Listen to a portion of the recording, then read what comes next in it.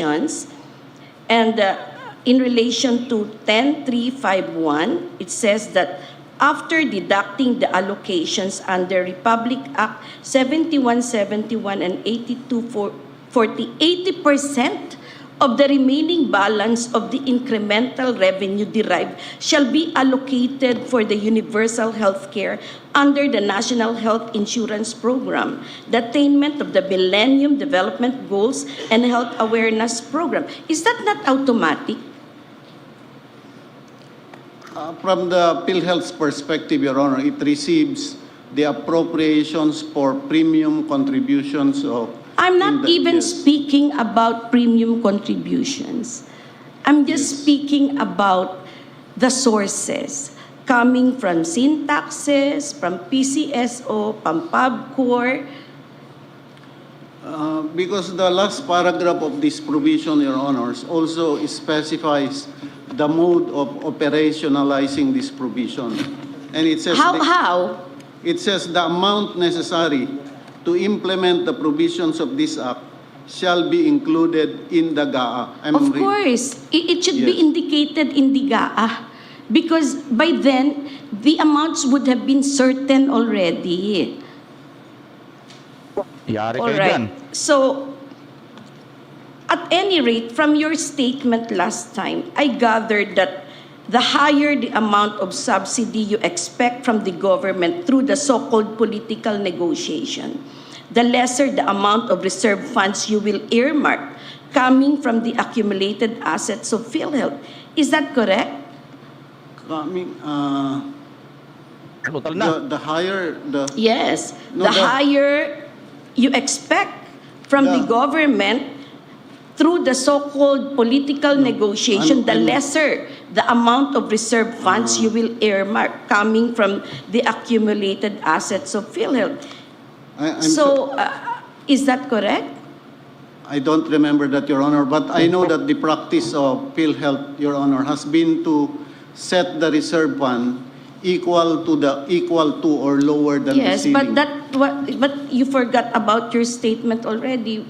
We just read it back, and I don't wish to read it back again. Anyway, from your statement as well, the amount of reserve funds, it would seem to me, does not depend on the amount of PhilHealth's accumulated revenues, but on the amount it expects to receive from the government, which is a mere expectation that may or may not become real. I'm sorry, Your Honor, I can't... I can't remember saying... All right, it's okay. Hindi na maalala. I just would like to stress that under Section 11 of the Universal Health Care Act, the reserve funds must be sourced from the accumulated revenues of the agency. And when you say accumulated revenues, it means that they already include the taxes or the subsidy from the government and all the monies collected coming from the sources enumerated under Section 37. That is correct, Your Honor. Yes. So with that, Attorney Hermosura, I really thank you very much, and you are excused. Thank you, Your Honor. Thank you. May I continue, Chief Justice? May I now call on Senior Vice President Lim Siaco of PhilHealth to respond to my next questions.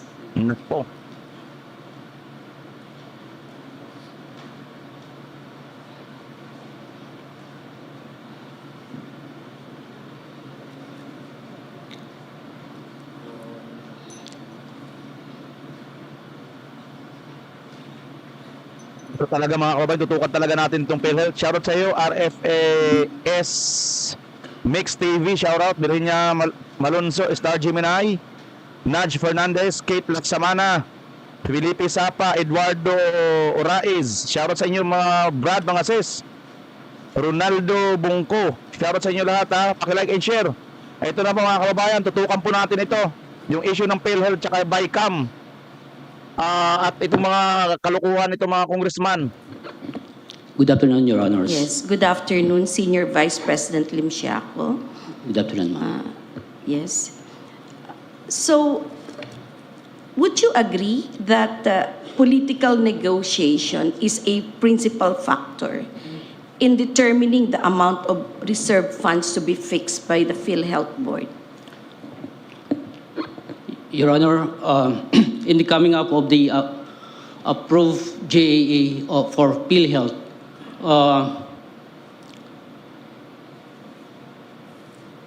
PhilHealth submitted the proposal, and based on the evaluation of DBM, You know, it will be incorporated in the NEP, Yes. Your Honor. And during the time that it will be deliberated in the Congress, Your Honor, that's the time that on the part of, as mentioned by GCC, Your Honor, political negotiations come in. It is either retained based on the NEP or it will be increased, Your Honor, depending on the appreciation of the Congress as well, Your Honor. all right. So, does it mean that you still negotiate the transmittal of the appropriations fixed by law under Section 37? Your Honor, we have Section 37, Your Honor, but of course, in the final JA, Your Honor, it is negotiation, Your Honor, PhilHealth, Department of Health, and the Congress, Your Honor, on You have what to negotiate particular- it, notwithstanding the clear command of Section 37, that the appropriations shall come from these funds, from these sources. You have to negotiate. Your Honor, negotiation in the sense that, of course, the Congress asking PhilHealth on its utilization of the previous and the implementation of the program as well, Your Honor. And it is our on the side of PhilHealth, Your Honor, we depend the proposal of the corporation, Your Honor, of course, and that it will be retained based on the NEP or it will be increased, Your Honor. So, the percentages are negotiated, even though they are fixed by law, like 50% from PCSO, Your Honor, 80% from syntax. Do you still negotiate, or it should be automatic? Your Honor, depending on the amount that will be computed by Department of Finance, Your Honor, on the percentages. You know, the amount is a mere arithmetical computation. We go by the percentages fixed by law. Yes, Your Honor. So despite the percentages fixed by law, you know, the actual amount is just a computation. So does it mean that Congress is not following the percentages prescribed by law? Your Honor, in the past years, Your Honor, based on the NEP, it is carried, Your Honor, in the General Appropriations Act. You know, my question is very clear. Yes, po. I'm talking about the percentages fixed by law under Section 37. My impression from your statement is that despite the percentages already fixed by law, the Congress, you still need to negotiate with Congress for the actual percentages that may be included in the GAA for the subsidy of PhilHealth. Is that the reality on the ground? Yes, Your Honor. We tried to defend the Yes. proposal of the corporation, All Your Honor. right. Yes, well taken. So now I proceed from where we left off last Tuesday. I would like to finish with the COA's basis for disclaimer of opinion issued in 2022. Attorney Cuevas, can you help us again? Read into the records. The faithful representation of the provision for health benefits incurred but not reported account with year-end balance of 95.099 billion pesos is doubtful due to significant risks of misstatement resulting from unexpended balances of accrued liabilities between 2018 and 2021, ranging from 8.808 billion pesos to 37.722 billion pesos, which runs counter to the required fair and faithful presentation of financial transactions as outlined in the Philippine Accounting Standards and the Conceptual Framework for Financial Reporting. May I continue, Your Honor? Yes, please continue. In addition, there are other issues that further compromise the accuracy of the account, which include, letter A, the absence of a well-defined policy on the proper accounting of prior years in course of settlement or ICS claims, resulted in the failure to assess the reasonableness of the unexpected balance of ICS from prior years, amounting to 17.161 billion pesos. And letter B, presence of irregularities in the calendar year 2022 admissions, including 1, 6,798 claims amounting to 63.985 million pesos from 3,380 unique PhilHealth identification numbers or PINs, but different member names. Guys, may breaking news ako dito ha. Teka lang guys ha, may breaking news ako. Sa mga bagong pasok, may breaking news po tayo mga kababayan. Ito just in. Mga kababayan ha. Philippines incurred 261 billion in fresh obligations at the onset of 2025, pushing the country's outstanding debt to a record 16.31 trillion as of end of January. Grabe mga kababayan. Mag-almost 17 trillion na po ang utang ng Pilipinas. Breaking news po ito mga kababayan. Pakita ko muna sa inyo itong breaking news na ito ha. Wait lang, kasi kailangan nyo ito makita. Kailangan nyo ito makita mga kababayan. Habang pinag-uusapan po yung hindi po masagot-sagot dyan sa PhilHealth. Kapapasok lang po nito, balita ng Philippine Star. May karagdagang 261 billion na utang ng Pilipinas. Ngayon lang po, 47 minutes, post po ito ng Philippine Star.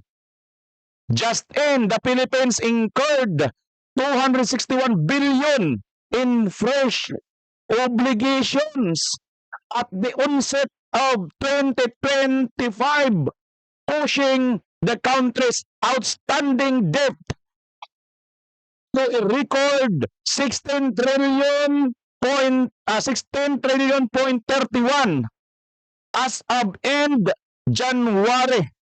The government is expecting that debt will breach the 17 trillion mark this year.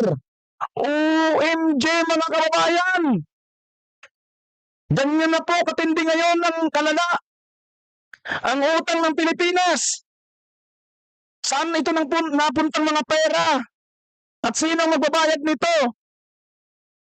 Hindi pa pinapanganak, hindi mo pa nagagawa, may utang na ang anak mo, mga kababayan, utang na loob. Grabe na itong administrasyon na ito, mga kababayan. Paki-like and share po ninyo ito. Habang ginigisa po ngayon ng Supreme Court itong mga congressman at tungkol po dito sa PhilHealth dahil patong-patong po ang nangyayaring pagnakaw dyan sa pera ng PhilHealth para sa may sakit at para sa may hirap. Ninanakaw pa nito mga Judas Barabas Estas. 710 claims amounting to 6.388 million pesos from 355 members with 2 different PINs, and 1,583 claims amounting to 4.632 million pesos with irregular or incomplete entries/data due to the absence of system controls. These issues increase the risk of misstatement of the account, hence cannot be considered to have represented fairly the subject transactions as required under the Philippine accounting standards. Continue. The reliability of the financial liabilities account with a year-end balance of 3.349 billion pesos is doubtful due to the presence of 94,625 claims amounting to 1.450 billion pesos that were returned to healthcare institutions or HCIs beyond the 60-day turnaround time prescribed by the National Health Insurance Act. In addition, 664 claims amounting to 3.649 million pesos were found to have irregular entries or data which do not accurately represent the actual transactions required under the Philippine accounting standards. The absence of a well-defined policy and sufficient controls to regulate these transactions poses a significant risk of unreliable balances, unsettled liabilities, and decreased operational efficiency in the processing and payment of claims. Thank Your Honor. you. Thank you. Okay. Mr. Senior Vice President, according to you, during the last oral argument at a certain cut-off period, PhilHealth has settled all its obligations, hence is left with no unpaid obligations for that certain cut-off period.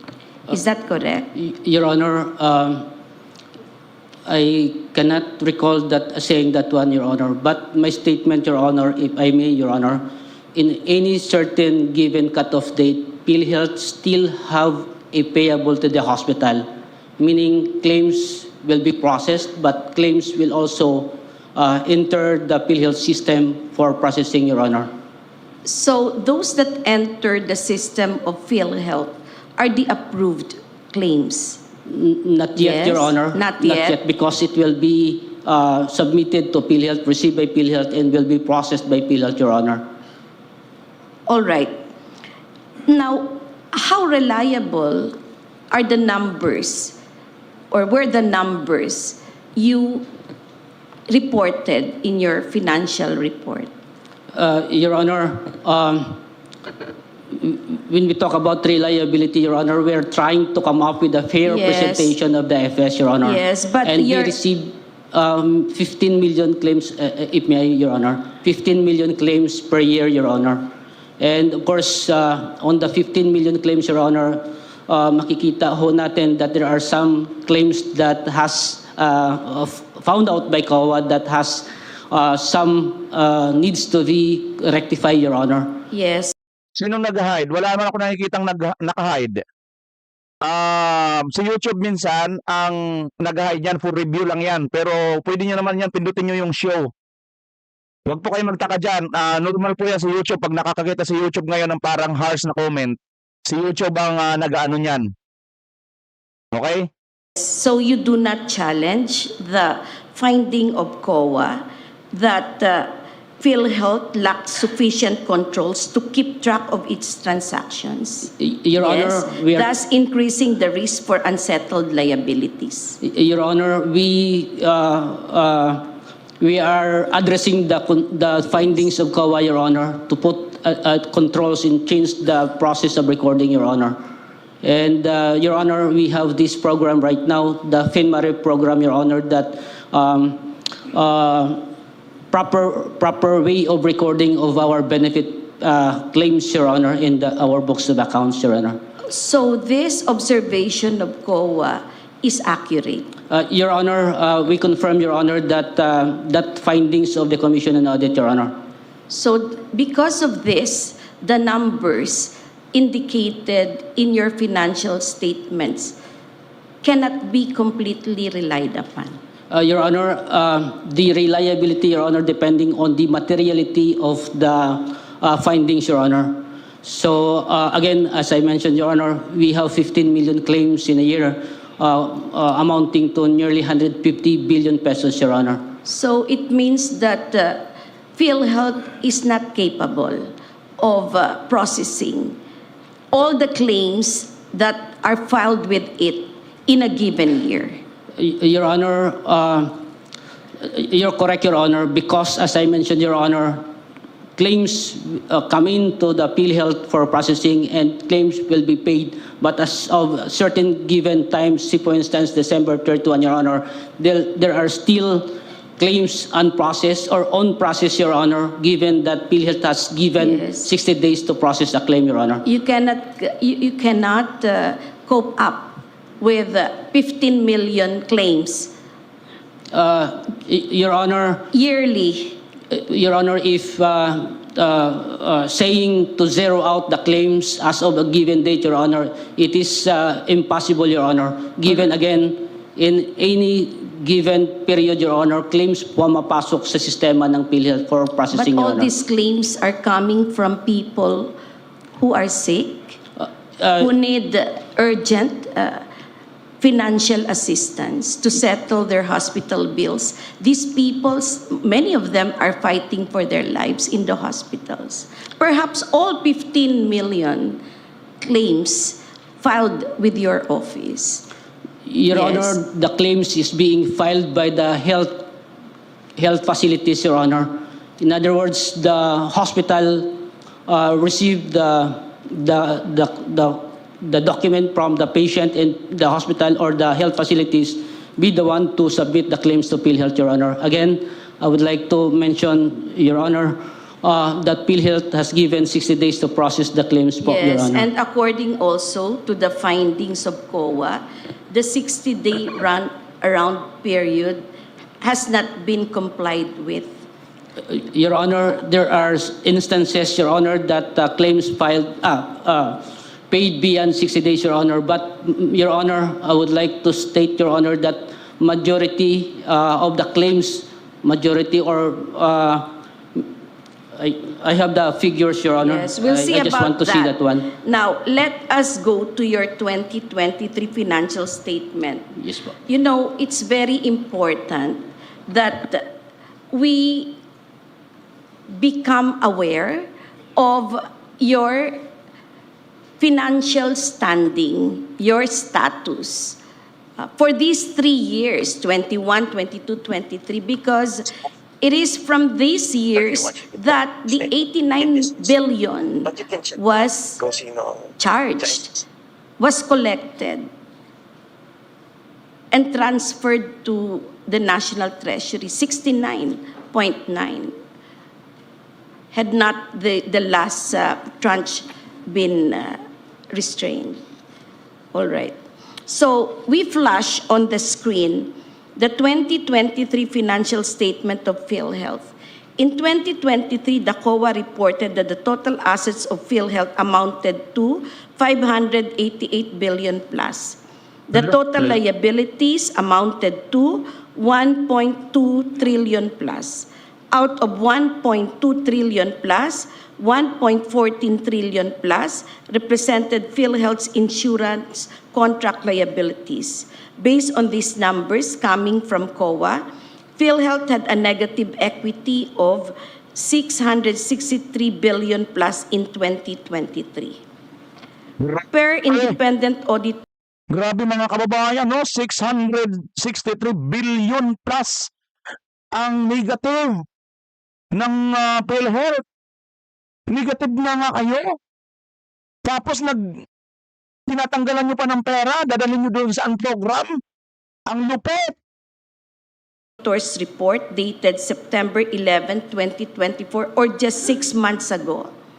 The COA issued a qualified opinion, which means that this time, at least partially, PhilHealth's financial statements present fairly in all material aspects the financial position of PhilHealth as of December 31, 2023 and its financial performance. But for the rest of the financial statements, COA issued a qualified opinion. So may I again request Attorney Cuevas, please don't get tired, Attorney Cuevas, to read the pertinent portions of COA's independent auditor's report. I quote, "The faithful representation in the financial statements for insurance contract liabilities or ICL amounting to 1.150 trillion pesos and 266.873 billion pesos for calendar years 2023 and 2022 respectively cannot be ascertained due to the following factors. Letter A, the completeness and accuracy of the claims and premium data cannot be established, casting doubt on the reliability of the reported figures.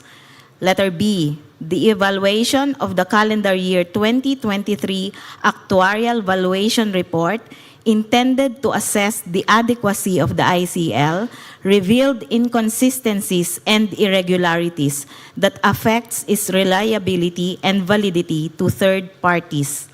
Letter C, the use of different measurement basis for the provision for ICL diminishes the comparability of information in the financial statements, hindering the users from making informed economic decisions.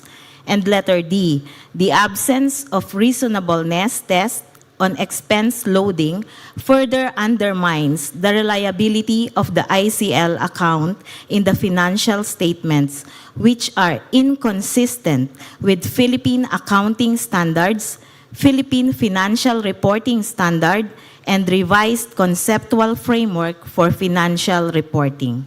Unquote. Thank you, Attorney Cueva. So in fine, again, 1.15 trillion plus ICL for 2023 was misstated according to COA. And more likely than not, if correctly reported, would have been bigger. So Attorney Cuevas, please continue reading the COA's report.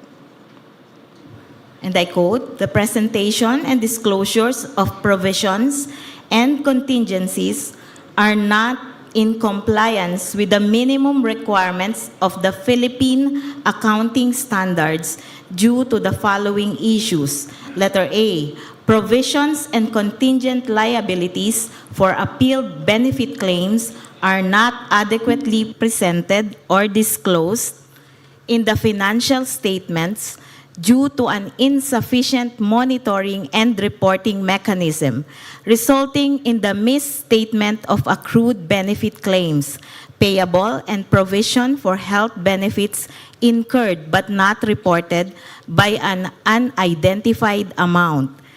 And letter B, contingent assets arising from outstanding legal cases are improperly disclosed in the notes to financial statements due to the lack of policy on specific classification criteria for estimating the outcome of the inflow of economic benefits. Thank you, Your Honor. Thank you, Attorney Cuevas. I cannot thank you enough. According to COA, there are multiple unreported transactions. Hence, we can say that if all the transactions were reported, the total liabilities of COA would have been significantly greater than the reported figure. In sum, COA was saying that the records made available to it pertaining to the reported transactions being incomplete cannot be the basis of an accurate audit of the total liabilities of PhilHealth because, again, there are numerous unreported transactions. So for the last time, Attorney Cuevas, may I request you to read the other observations of COA? In preparing the financial statements, management is responsible for assessing the PhilHealth's ability to continue as a going concern, disclosing, as applicable, matters related to going concern and using the going concern basis of accounting unless management either intends to liquidate the PhilHealth or to cease operations or has no realistic alternative but to do so. Thank you, Your Honor. Thank you again. Right. So, Mr. Senior Vice President, yes.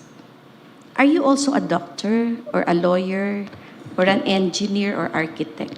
Your Honor, I am not a lawyer.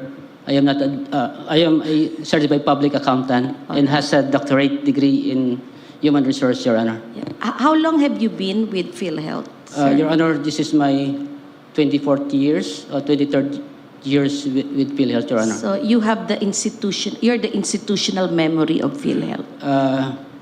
You should be preserved. Thank you, Your Honor. Thank you, Your you. Honor. So, my question is, based on these COA reports, do you think PhilHealth still has the ability to continue as a going concern without aid from the national government? Your Honor, PhilHealth is a government-owned and controlled corporation. And PhilHealth can continuously implement this program, can operate, Your Honor, even, as you mentioned, Your Honor, without a subsidy from the national government, Your Honor. Of course, the subsidy of the national government is very important, Your Honor, for the expansion of benefits and, of course, the expansion of beneficiaries already given by Republic Act 11223, Your Honor. Are you Mga kababayan, kapit po tayo. May breaking news na naman po tayo. Ito pong pinag-uusapan ngayon, PhilHealth. Naku, mayroon po akong breaking news sa inyo. Ito, panoorin po ninyo kanina, yung utang ng Pilipinas lumulubo, no? At itong PhilHealth ngayon ang nagigisa dahil grabe, kinukuhanan ng pera ng PhilHealth, samantalang malaki po ang kanilang debt, no? Malaki pa po ang utang nila, liabilities nila, napakalaki ng kanilang kulang. Ngayon mga kababayan, ito may breaking news na naman po tayo. Nako, grabe mga kababayan, ito kailangan nyo po ito makita, kailangan nyo po ito mapanood. Itong breaking news dahil, ayan po, mayroon po isang post ang ating citizen, sabi rito, PhilHealth, you are literally scamming your members. Ayan po mga kababayan, Chris Daday Kahilig, post po niya yan, nakikita nyo po ba? At ayon po dito, PhilHealth, my nephew was born on February 22 and was discharged on February 26. On the same day, he was rushed to the emergency pediatric ICU of another hospital where his pediatrician is a resident. My brother-in-law's PhilHealth paid only 5,000 pesos plus to the first hospital, which charged him 27,000. And guess what? The second hospital said, no more PhilHealth credit for him since the hospitalization hasn't reached the 24 hours rule to be covered again. The rule requires all patients to wait 24 hours to be admitted again, or else you won't get coverage. Now, we have a running bill of 70,000. My brother-in-law has been paying PhilHealth since 2004. 21 years of funds and has updated payment shares. Behind this rule is simply greedy and heartless. It was my brother-in-law's money, but PhilHealth used during this difficult time. Ayan mga kababayan, ang epekto po nito ngayon tinatalakay ng Korte Suprema. Paki-like and share po mga kababayan, paki-like and share po ito. Dahil mayroon pa na naman akong panibagong breaking news. Grabe po ito. Mga breaking news na inyo pong natutunghayan ngayon dito lang po sa BMR channel. Mga kababayan, dahil po dyan nakita po ito ni Senator Bongo mga kababayan, mayroon pong breaking news. Si Senator Bongo po dito ay nagkomentaryo. Asan na yun?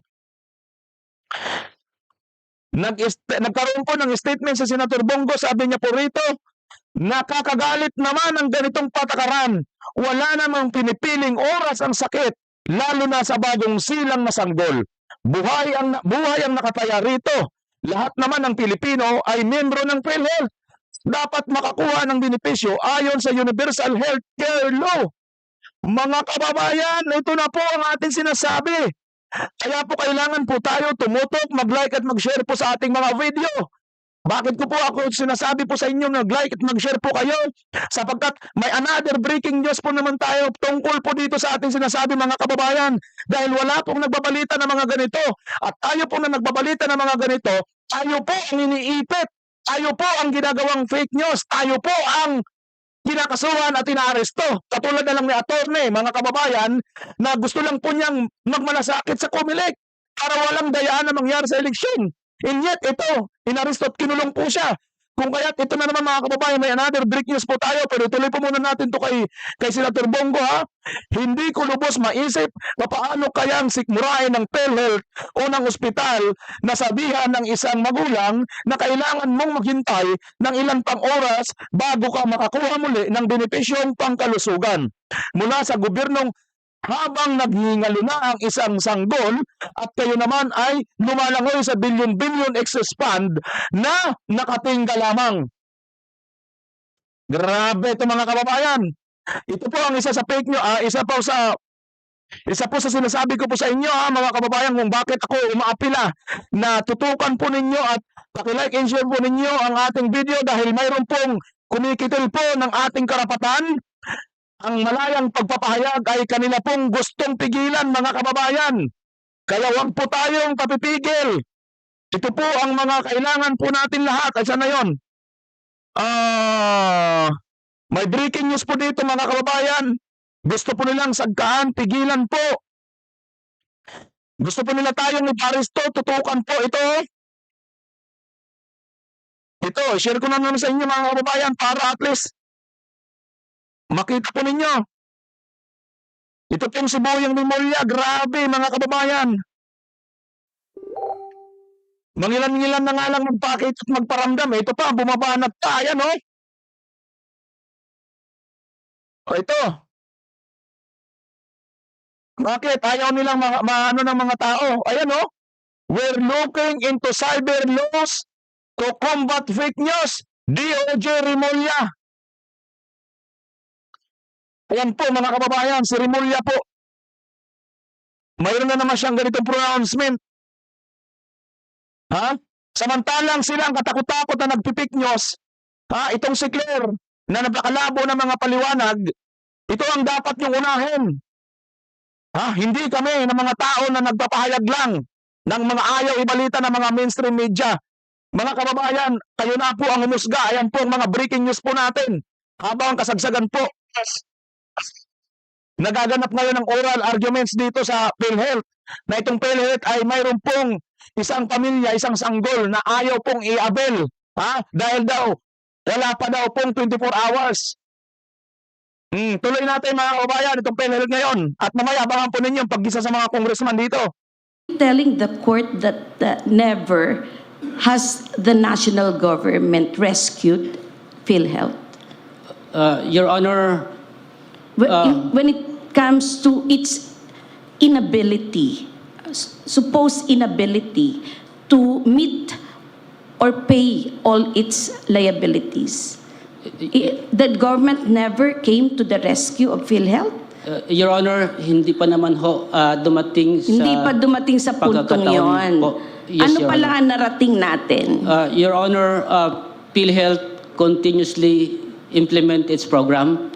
And our board, which kasama po the national government, we have the DBM, we have the Department of Finance, and other government agencies, Your Honor, looking into the operations of the Yes, so corporation. no need to negotiate with the national government on subsidy because you are self-sufficient. Your Honor, on the self-sufficiency, Your Honor, again, the National Health Insurance Program, Your Honor, will be expanded, and the universal health care will be attained once mayroon ho, of course, subsidy from the national government, Your Honor. So you will still depend. And up to now, you are depending. Yes po, From Your the Honor. very start, you have been depending on the national government subsidy, right? Yes, Your Honor. All right. So without the national government subsidy, would you have collapsed? Your Honor, if the expansion of benefit that made in the year 2024, Your Honor, ma-implement natin ng tuloy-tuloy, Your Honor, of course, kailangan natin ng national government subsidy, Your Honor. So we're looking forward, moving forward. Yes, Your Honor. But where you are standing now, your situation now, the present financial status of PhilHealth, do you need rescue from the national government? Your Honor, the status of the financial of PhilHealth right now, Your Honor, enough to cover the year 2025 operations, Your Honor. Your oath? Yes, Your Honor. Yes. All right. That opinion, Your Honor, that is based on the financial record, Your Honor. even with the findings of COA, you will still insist that you're financially sound, Yes, Your Honor. even without government subsidy. Your Honor, again, kailangan talaga yung government subsidy. Kailangan. But So, of course, kung walang government subsidy, nasaan ang PhilHealth? Your Honor, still in the year 2025, we operating PhilHealth, Your Honor, based on the programs that we are implementing right now, Your Honor. Yes, again, and these programs are funded? In full? In the year 2025, Your Honor, available po yung pondo po natin, Your Honor. Nasaan yung pondo? Binigay na ba sa inyo ng Treasury? Your Honor, on existing funds of the corporation, Your Honor, our investable fund so December 31, 2024. You know, my problem with your existing funds is this. You always do not consider the funds that should cover the reserve funds. That is my problem. Kaya ka ngayon mga kababayan, nagkakautal-utal itong mga sa PhilHealth, no? Amelita Aton, maraming salamat sa welcome to vmrchannel. Thank you sa pagpa-member. Like tayo guys. 1,000 pa lang mahigit, 4,500 na po tayo halos ditong live viewers. Baka naman wala pong bayad ang like. No, thank you sa mga naka-like na. Sa hindi pa, like po tayo mga kababayan, paki-share nyo na rin po. Even though the command of Section 11 is for the reserve funds to be set aside. And when you set aside the reserve funds, it means it's real money. It's not just abstract. It's just not numbers. Because anytime the risk will become reality. That is my problem. Because you always do not recognize yet the funds that should cover the reserve funds. Your Honor, if may I, Your Honor, in every year, Your Honor, we have the corporate operating budget, Your Honor. And this corporate operating budget, Your Honor, mayroon siyang kaakibat na corporate revenue as well. Kumbaga, may pumapasok na revenue. In the year 2024, Your Honor, our corporate revenue, enough or more than enough to cover the expenditures, Your Honor. Expenditures, how about the reserve funds? The formula under Section 11 is this, right? Total revenues less expenditures. And the balance, that is where you will get your reserve funds. Your Honor, And your reserve funds, the amount should depend on the actuarial valuation for 2 years. Correct? Your Honor, if may I, On the part of the accumulated revenue that we have, Your Honor, we set aside the reserve fund. Set aside na siya. Then, in the What did you operation, say again, please? na-set aside po natin. From The accumulated revenue. So you are reversing the process prescribed by law? Not necessarily, Your Honor. That is what you were saying. Oh, reserve na agad siya. Hindi ba dapat accumulated revenues less expenditures? And then the total, the balance, that is where you get your reserve funds. And your reserve funds must correspond to the actuarial estimate. Your Honor, Utal-utal. mayroon ho tayong revenue that, of course, projected for a year. And that revenue, Your Honor, yun po ang ginagamit po din natin in Utal-utal. sourcing out the expenditures po of the year. Meaning, the operation of the corporation Sige. for, say for instance, Ang hirap year sumagot, mga kababayan, 2025, much more dependent din pati siya, Your Honor, on the revenue po natin expected to be received for that particular year, Your Honor. So, ganun po siya, recognizing the revenue and then of course, the estimated expenditures po. And then the balance will go to the reserve funds. We'll go to the accumulated revenue, Your Honor, or the surplus that we have. All right. Yes po. Okay. May I proceed to the next question? Yes po, Your Honor. Parang ang hirap So, Parang matatayang hindi matatay pasintabi sa mga kabakayan nararamdaman nyo ba mga kababayan ang boses ng nung taga PhilHealth?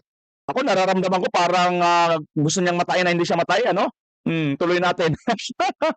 Ang hirap no, utal-utal. So, did the transfer of 69.9 billion to the National Treasury make PhilHealth an economically viable guarantor of the people's access to quality and affordable health care and protection against financial risk?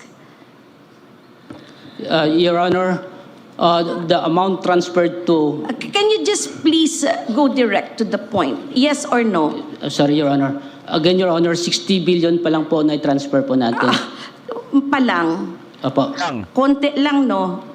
Kunti lang. 60 billion po.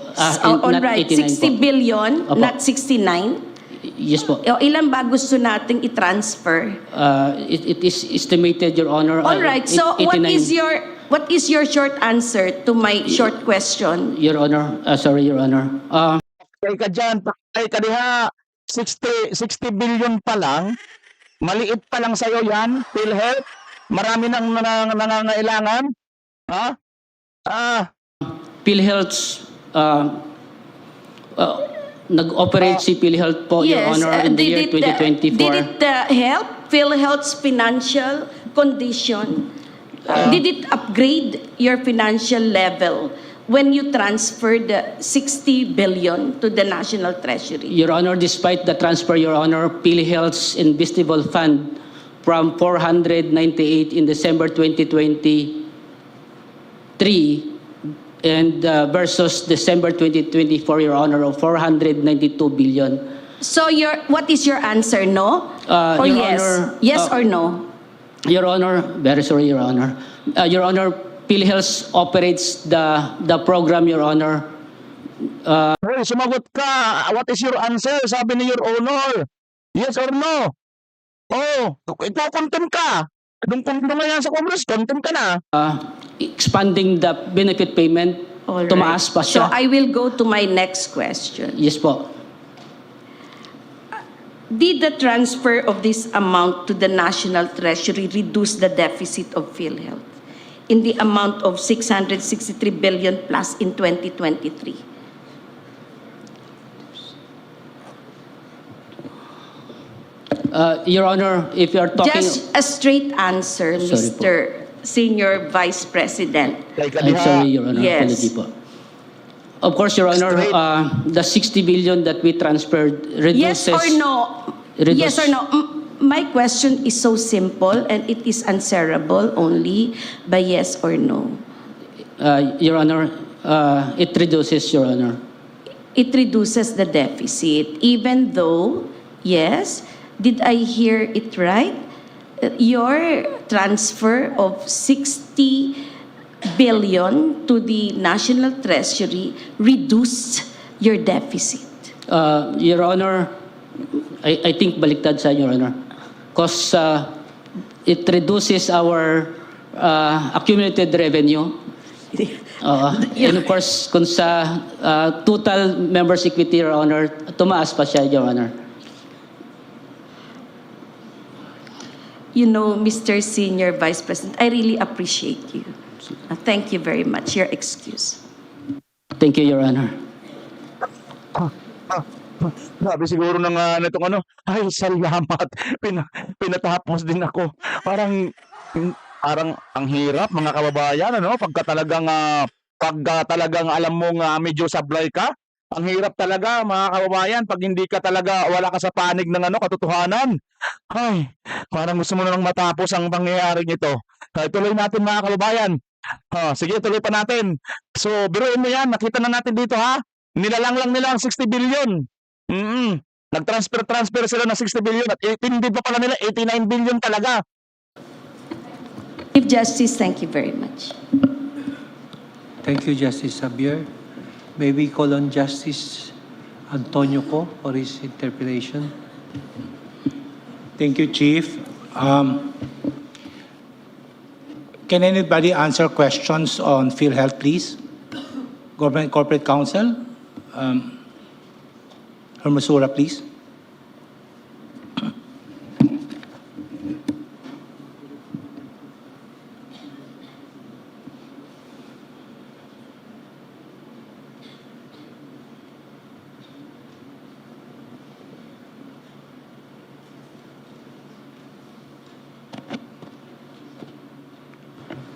Like in-share pa Happy naman to tayo answer guys. your Like, questions, Your Honor.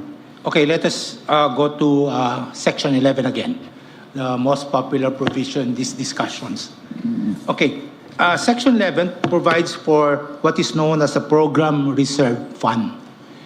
Before going to the details, can you give me the significance of providing a reserve fund for PhilHealth? What is the importance of having a reserve fund for PhilHealth? As I understand, Your Honor, it's like a contingent fund. A contingent fund for what purpose?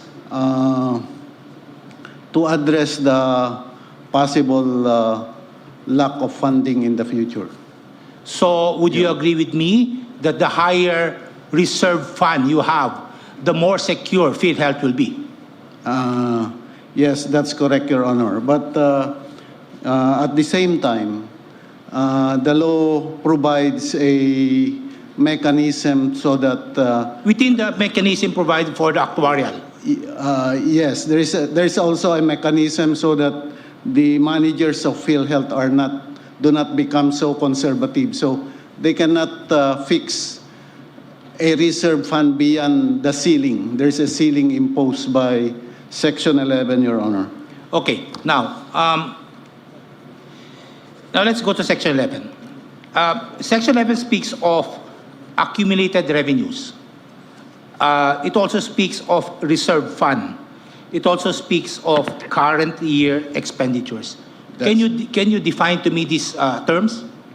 Right now, Your Honor, there is an office order issued by the PhilHealth President in 2012 where accumulated revenues is defined to mean the accumulated income of PhilHealth. So it refers to the results of the operation of PhilHealth in past years.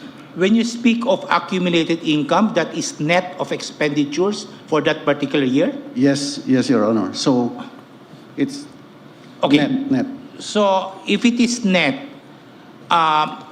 this Section 11 speaks of reserve fund to be taken from the accumulated revenues. And there's a formula under Section 11 wherein you determine the reserve fund. It says, Section 11 says, the reserve fund a portion of the accumulated revenues can be set aside as reserve fund, but which shall not exceed the ceiling, which is the actuarially estimated expenditures for the next 2 years. Okay.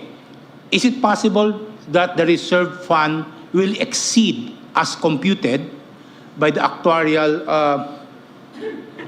formula more than the accumulated revenues?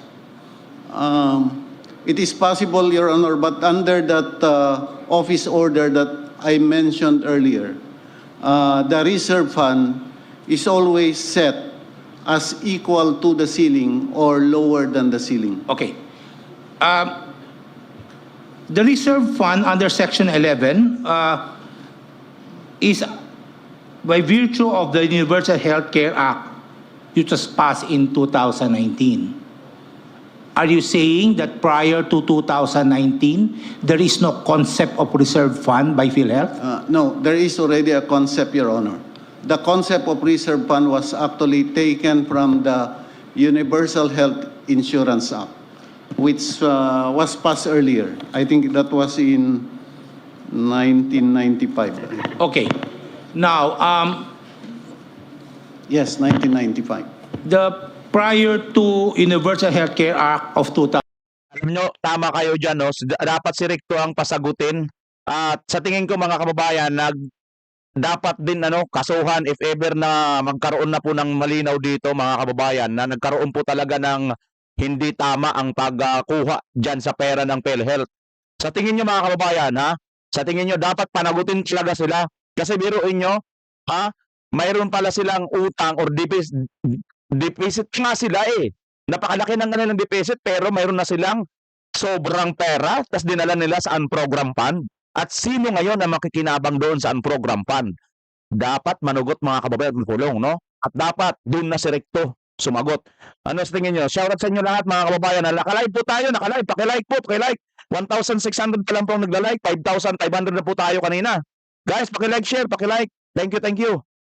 2019. Kasi may time to time, may breaking news pong pumapasok mga kababayan. May breaking news po. Nanggagaling po ito sa mga mapapagkatiwalaan po nating mga bubuit, mga source natin. Kanina napanood sa mga bagong pasok lang ngayon, may mga breaking news na po tayo kaninang nauna. Tuloy po tayo mga kababayan.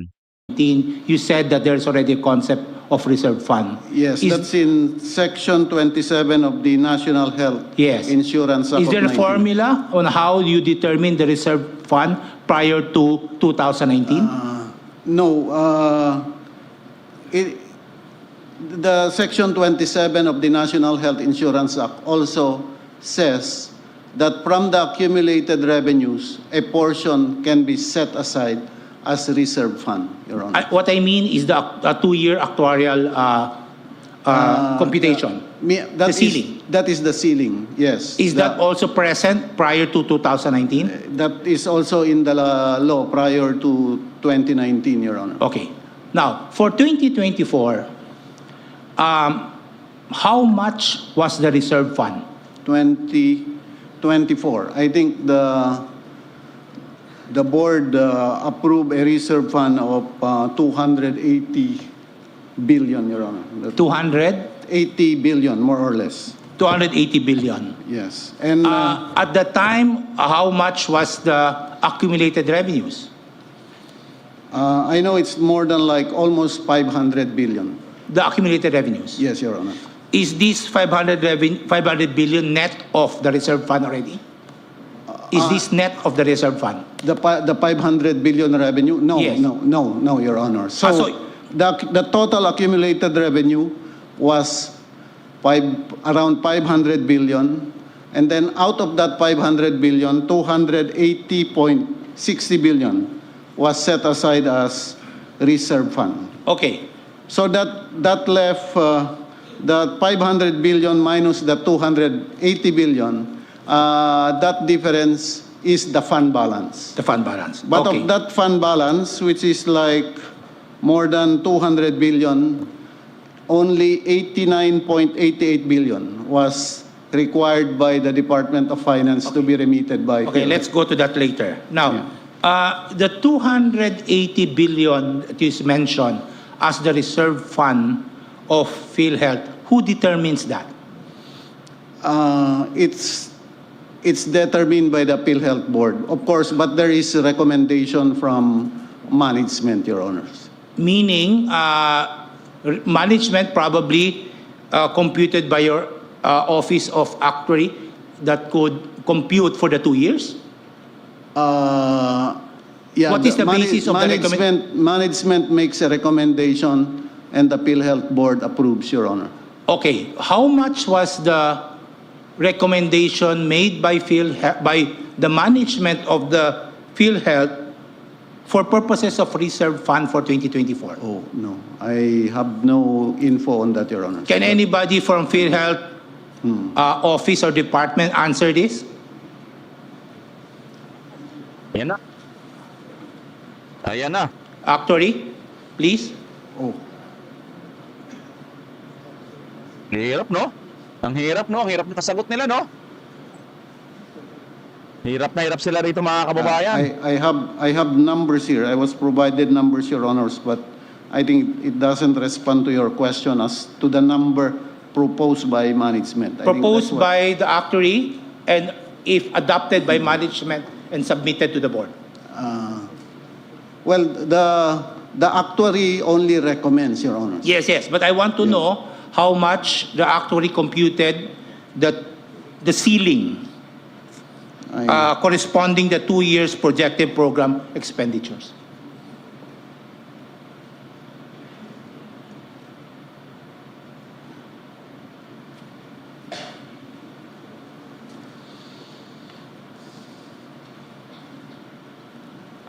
Good afternoon, Your Honors. Can I get your name, please? Nerissa Santiago, the Acting Senior Vice President for the Actuarial Services and Risk Management Sector, Your Honor. Okay. I'll repeat the question. For 2024, did you make any computation on the reserve fund, the ceiling, the ceiling corresponding to 2 years projected program expenditure for purposes of determination of the reserve fund? Yes, Your Honor. During the December 31, 2023, we had a 2-year projected program expenditure set at 560 billion. That was the projected program expenditures for 2024 and 2025. That was determined end of 2023. Yes, that's correct, Your Honor. So this 560 Billion, Your Honor, sorry, is the ceiling corresponding to 2 years projected program expenditures. Yes, that's correct, Your Honor. After determining the 560 billion, what happened for purposes of looking at adoption by the board of the reserve fund? That 560 billion is part of the footnotes in the financial statement and is, I'm not sure if it was included in the presentation, but it is part of the financial statement, Your Honor. Okay. Apparently, as explained by earlier, this 560 billion that you recommended was reduced to 280 billion. Yes, that's Am I correct? Your Honor. Yes, that's correct. Your Okay. Honor. So, Diba si virus, mga kababayan, involved din yan sa PhilHealth? Ano kaya kung isama rin niya sa dyan dito sa investigasyon sa PhilHealth, mga kababayan, ano? Ano kaya ang mangyayari doon kay virus? Kilala niyo ba si virus? Hindi ko kilala yun, mga kababayan eh. Pero may naririnig akong virus ang pangalan na involved daw sa malaking pera sa PhilHealth. Ano ang alam nyo doon, mga kababayan? Comment nyo nga. why only, Mr. Counsel, why only 50%? 280 is 50% of 560. Why only 50% of the recommended amount did the board adopted as the reserve fund? Actually, Your Honors, as you can see from Section 11, the requirement of actuarial estimate is only required for the ceiling. Yes. Not the reserve fund. So, where the actuary participated here was in setting the ceiling. Yes, but you said earlier, you have 220 billion excess. Your expenditures is only, is accumulated revenues is 500 billion. The reserve fund is 280, and you still have 220 billion free funds. Why did the board merely agreed or set the reserve fund 50% of the recommended amount? The board has that discretion, Your Honor, to review the data and set the reserve fund to, or even the ceiling to reasonable levels. Yeah.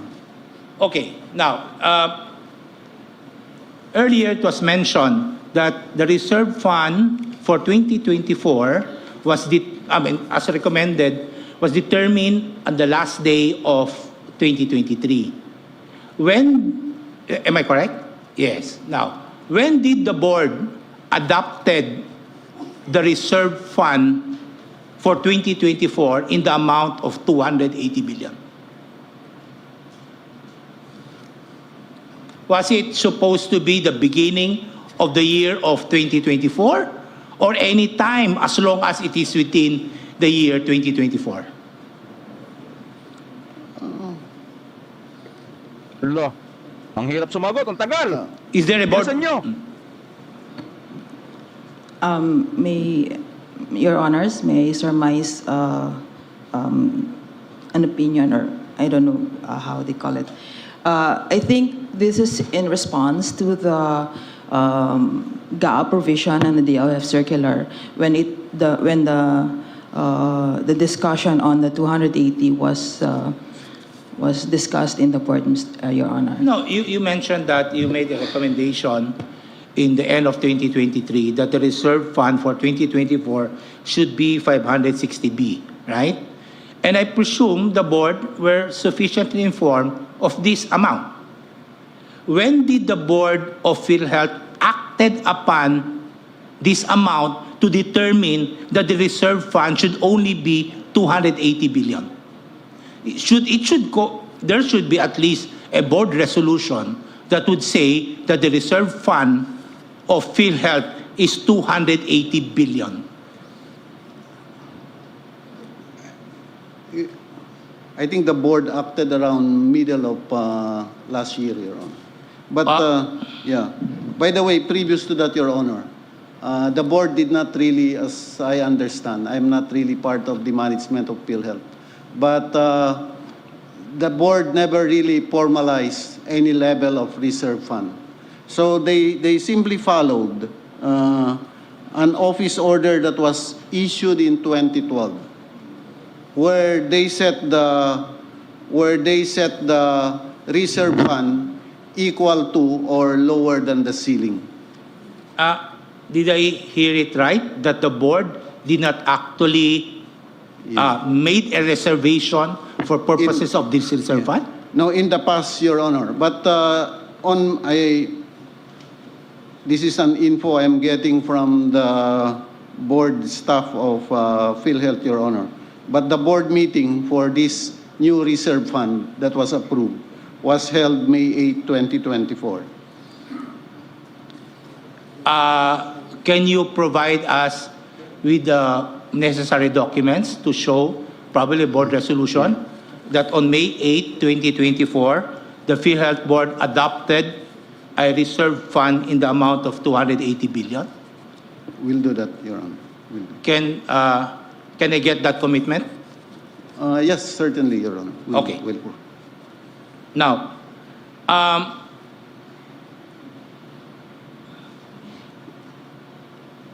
when the 560 billion, you computed it, you base this on 2 years projected expenditures, right? That's correct, Your Honor. On that basis, you came up with 560B. That's correct, Your Honor. And on that basis also, on May 8, the PhilHealth board adopted a reserve fund 50% as you recommended. As stated, Your Honor. Yes. Now,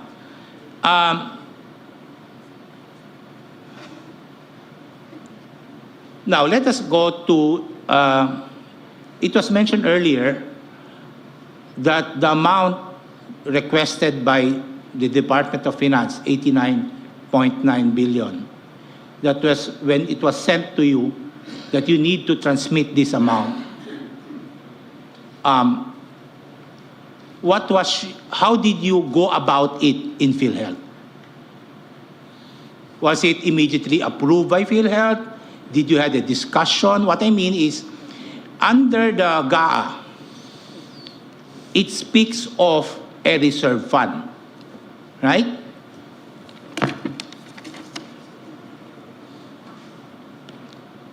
Chapter GAA 2024, it speaks of reserve fund. In Section 11 of the Universal Healthcare also speaks of a reserve fund. Are these concepts the same or different from each other?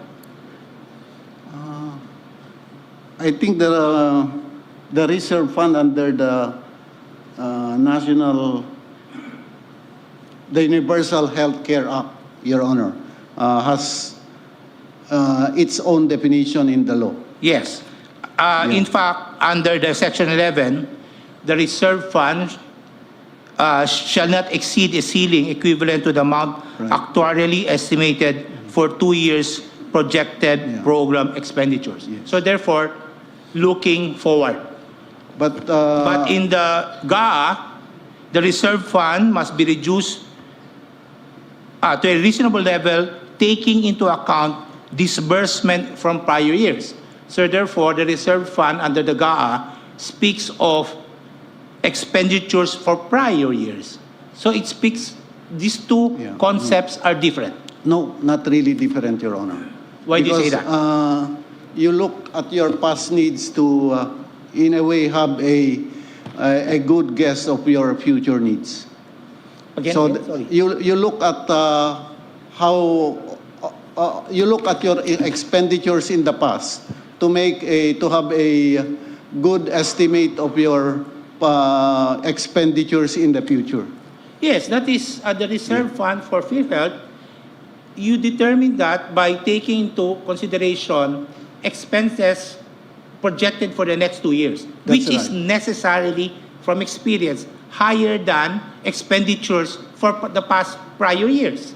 So therefore, the amounts for reserve fund, if you compute it under the PhilHealth, would be vastly different from the amount of reserve fund under the GAA. In that case, my question now is, how did you compute the amount if there are two different bases in determining the amount to be remitted to the Department of Finance? I know they took the rolling 2-year average of the expenditures in the past, was it 5 years, Your Honor, from 2018 to 2023. They took the average of the rolling past 2 years. Okay, now, when the GAA was passed, this provision on fund balance and the reserve fund, I'll read it to you. Fund balance of GOCCs from any remainder resulting from the review and reduction of that reserve fund to reasonable levels, taking into account the disbursement from prior years. So, under the GAA, they have to determine a reserve fund, right? And the reserve fund is determined by taking into consideration expenses for prior years, right? Okay. Now, when DOF sent you a request to send the money, 89.9 billion, how did you interpret this provision in the GAA vis-a-vis your own concept of reserve fund under Section 11? PhilHealth, I know, has a manual of governance, Your Honor. So they went through a process pursuant to that manual. So one of the factors they considered is their absorptive capacity to spend. And that was based on the past years. I think they took the period from 2018 to 2023. Who computed the amount of 89.9 billion? That was the request from DOF, Your Honors. Yes, precisely. Yeah, so- it was it from DOF that the amount of 89.9 billion came from? I believe so, Your Honor. After Okay. they have determined that that 89.9 billion is outside the reserve fund. It will come from the fund Can I balance. get somebody from DOF to explain to the court how this 89.9 billion came from?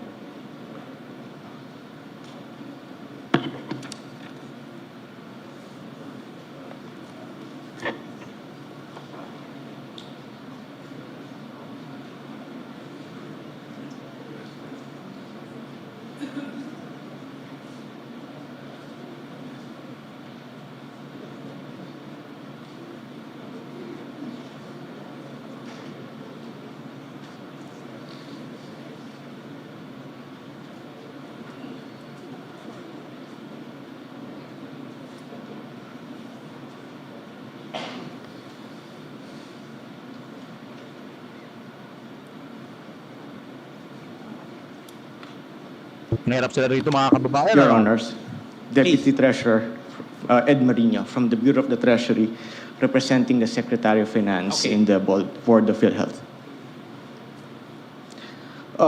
The question is the calculation of the 89.9 billion. How did you determine the 89.9 billion? That is the unutilized subsidies as reflected in the unutilized government subsidies of PhilHealth for the years 2021 until 2023 as reflected in the financial statements of those years, Your Honor. What do you mean by unutilized subsidy? So in every year, Your Honor, from 2021 to 2023, there is a premium subsidy that was recorded in the financial statements of PhilHealth coming from the national government. And correspondingly, the accounting systems of PhilHealth can track the beneficiaries, the indirect contributor beneficiaries, where these subsidies must be used for. And we simply subtracted for each year the difference between the premium subsidies and the benefit expenses for indirect contributors. So, since you contributed this much for 2021, 2022, 2023 representing subsidy from indirect contributors, those that were unspent or were not spent were taken back. That's what you're saying. That is the basis of the 89.9 billion, Your Honor. Okay. Now, however, under the GAA, this 89.9 billion, you will definitely tell me that this is part of the fund balance. Yes, Your Honor. The 89.9 billion is part of the balance which is on top of the reserves, the reasonable reserves, Your Honor. Yes. But under the circular, Department Circular 003-2024, there were guidelines that were provided for determining fund balance. Yes, Your Honor. Can you tell me where in these guidelines or what were the basis? Because in determining fund balance, it said here in 4.3, the reasonable level of reserve fund shall be computed by the DOF on a case-to-case, case-by-case basis, considering the following factors. It enumerated the factors, and I presume you know these factors. Now, you mentioned to me earlier that the amount 89.9 billion represents the balance of the subsidy.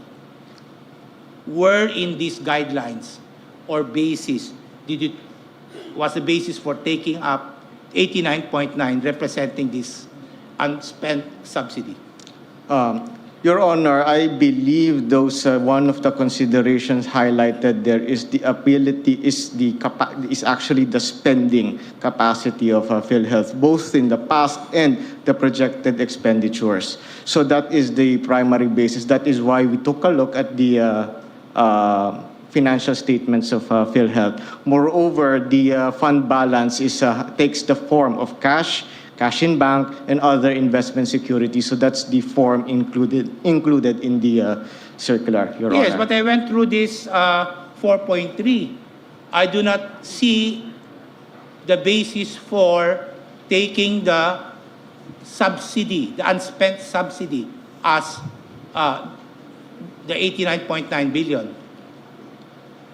Do you have a copy of Department Circular? Your Honor, if I may just get a copy.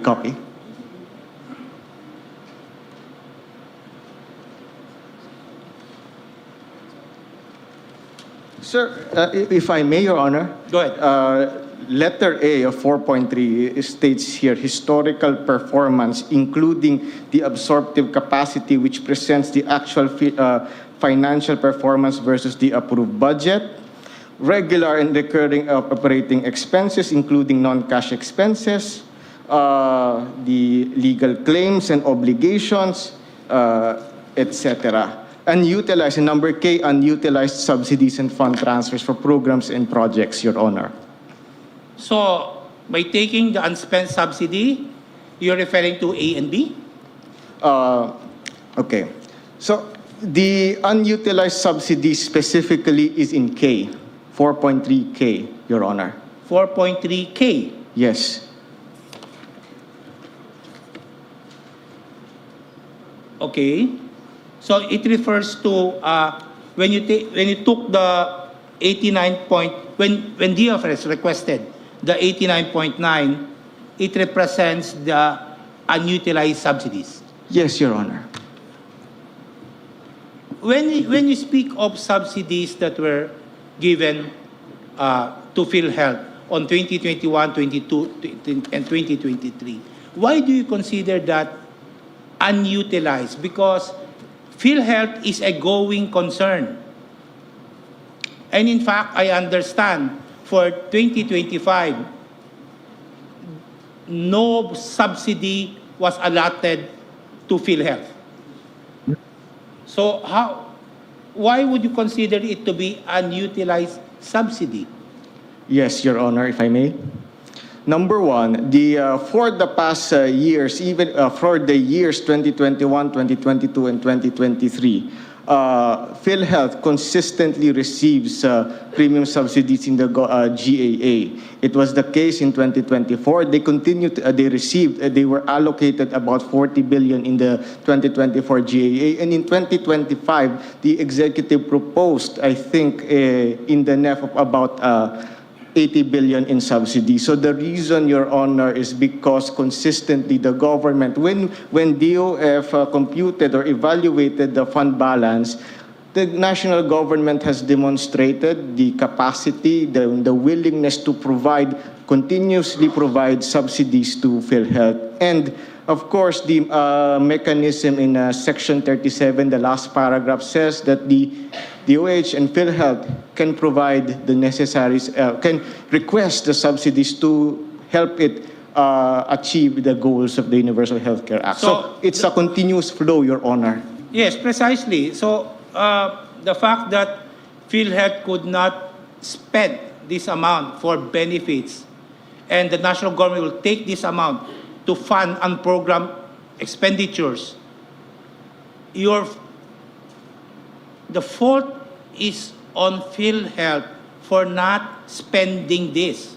It is not for the government to take this away and for PhilHealth to expand its programs so that the subsidies that were allocated by government for healthcare should not be taken away. Instead, Kayo diha, no? Pinapakailaman ninyo yung pera ng may pera. of directing the DOF, the national government, directing PhilHealth, oy PhilHealth, gastusin niyo ito para sa taong bayan, kinuha ninyo at binigay sa iba. This is Ayan. Imbis gastusin sa PhilHealth na marami nangangailangan, ayan. Kinuha ninyo ito. Anong nangyari, PhilHealth? Bakit nyo kinuha? Saan nyo dinala? Sinong kumuha? Nasaan napunta yung pera? Ibalik nyo!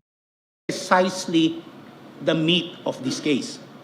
So, why is PhilHealth therefore not expanding their benefits and programs that would approximate the subsidies that were given to them to answer for the health benefits of our people? Your Honor, Teka, may umapila dito, bakit daw nila natin patapusin? In the end, sino daw mapapahiya? Ugop! Ibig mo sabihin, mapapahiya ang Supreme Court at ang taong bayan? May tool, mga kababayan. Hindi natin alam kung natulog na ito or hindi pa ito natutulog. Ha? Pili lang kayo dyan kasi may mga anting-anting itong mga troll eh. Mapapahiya pa daw. Sino daw mapapahiya sa huli? Anong mapapahiya sa huli? Saan napunta yung pera? if I may.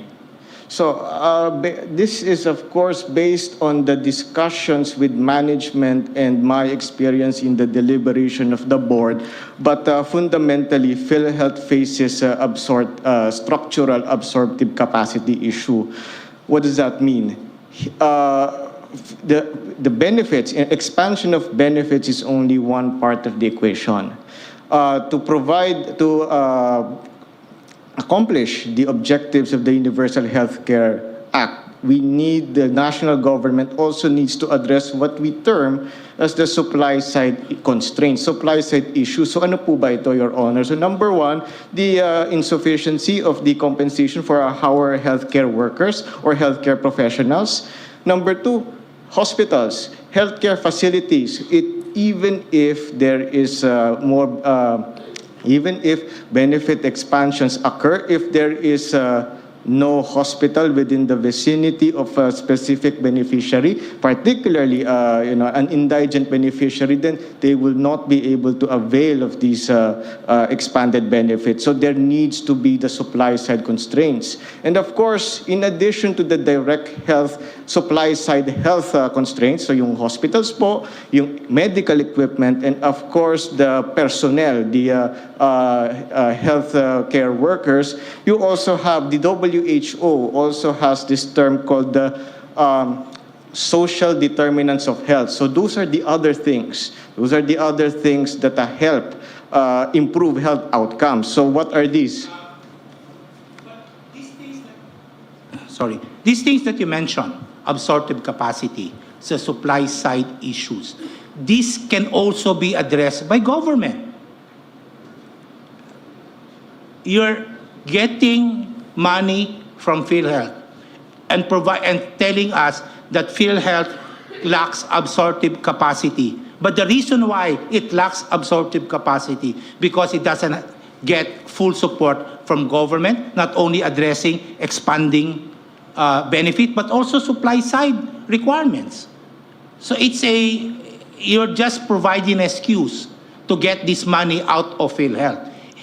No, when you speak of limitations in hospitals, I mean, you can inquire from our people, repeated complaints that they cannot even get PhilHealth benefits. And if they get PhilHealth benefits, it's so low that it cannot even cover substantially the amount expenses or medical expenses. So people will not understand the issue of absorptive capacity or supply side demand or requirements.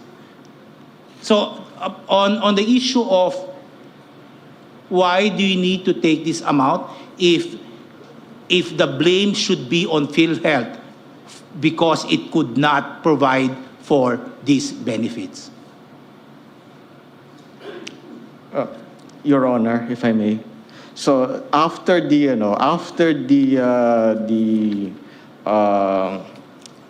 order or the instruction to return the 89.9 billion, we have seen last year that PhilHealth has significantly accelerated the pace of benefit expansion, and they will continue to provide more benefits this year. So the issue in terms of the expansion of benefits is steadily being addressed. Precisely, that PhilHealth increases benefits because of public criticism arising from this, trying to get the 89.9 billion. They are now probably justifying, oh, we can do this. In fact, we're increasing the amount. Without public backlash, probably, I don't know if PhilHealth will increase its benefits. That may be so, Your Honor, but all the same, I think for the Department of Finance, for the economic managers, what matters to us is the expansion of benefits. If there must be a stick that must be presented together with the carrot, then we shall, I think we are happy if we see more benefits for the Filipino people. Okay. Now, let us now go to the collection, the subsidy. The subsidy that were given to PhilHealth were taken from the taxes, as mentioned earlier by Justice Ami, taxes from PAGCOR, etc. Now, when the budget for PhilHealth subsidy from government, how do you compute the proposal of PhilHealth for subsidy from government? Let us say for 2024, so may budget call noong 2023. PhilHealth will have to prepare a budget, a request. For purposes of determining the subsidy that will be contributed by the government, what is your basis in determining the subsidy? Proposal to be submitted to the Office of the President for NEP. Your Honor, if I may, I believe the exact process would be most familiar to DBM, but if you can allow me my my basic understanding of the process. So PhilHealth during the budget deliberation period, they submit a proposed budget, and this proposed budget includes, number one, the number of beneficiaries. No, initially, sa NEP pa lang. For purposes of preparing the NEP, the PhilHealth will submit to the Office of the President a budget. Part of that budget is the amount of subsidy for indirect contributors. How much do you ask for, and what was the basis for this amount? Your Honor, if I may, I'm not familiar on the exact amount, but in terms of the process, I know to the best of my knowledge, the proposal of PhilHealth is put together with with DOH. So it's the DOH budget submitted to DBM for evaluation. No, the reason why I ask this, we have laws that allocate funds to answer for the subsidy of government to PhilHealth. Mentioned earlier, syntaxes, etc., etc. Now, do you know the actual collection of government corresponding to these taxes? And if you have computed this amount, do this equal to the amount PhilHealth requested Office of the President for purposes of subsidy for indirect contributors? Your Honor, I do not have with me the exact certifications from the syntax I need to get an allocation. answer to this because this is in relation to the question of a special fund. Yung collection ng gobyerno sa mga taxes, PAGCOR, etc., for the year, ito rin ba ang hiningi ng PhilHealth sa Office ng President para doon sa subsidy ng indirect contributors? For me, it should be the same amount. Lieutenant, I believe our colleagues from PhilHealth or probably DOH would be in a better position to answer this on the exact amounts, Your Honor. okay, hindi ka agad nasagot yun. Ito ba ang ano rin ng President? Naku, patay na, yari. Yari, singag ba dito at mga troll? Okay, mga troll, mag-like na kayo. 5,000 tayo mahigit. Ang like, 2,000 lang. Mga troll yung iba dyan.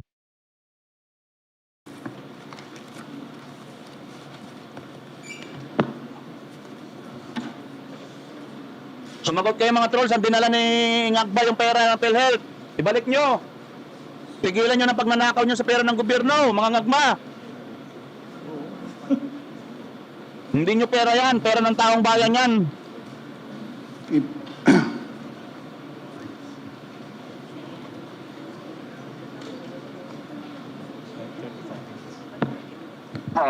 Good afternoon, Your Honor. Assistant Secretary Albert Domingo from the Department of Health. Yes, please. Thank you, Your Honor. To the question on how the PhilHealth computes its request for a budget, it does not refer to the computation on the syntax allocation. Instead, it counts the number of members based on a database. There is a database on indirect members, and then it generates a list. It enumerates the number. The exact number escapes me now, but this is the process.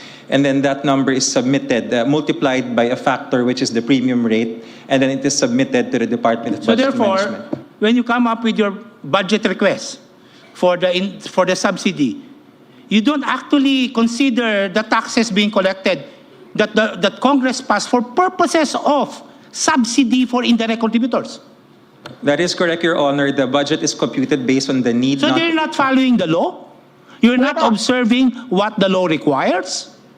Your Honor, budget principles require that it's needs-based. If we will follow it based on the projected fund ceiling or availability, it might not match certain needs. Yes, I agree. It's based on needs.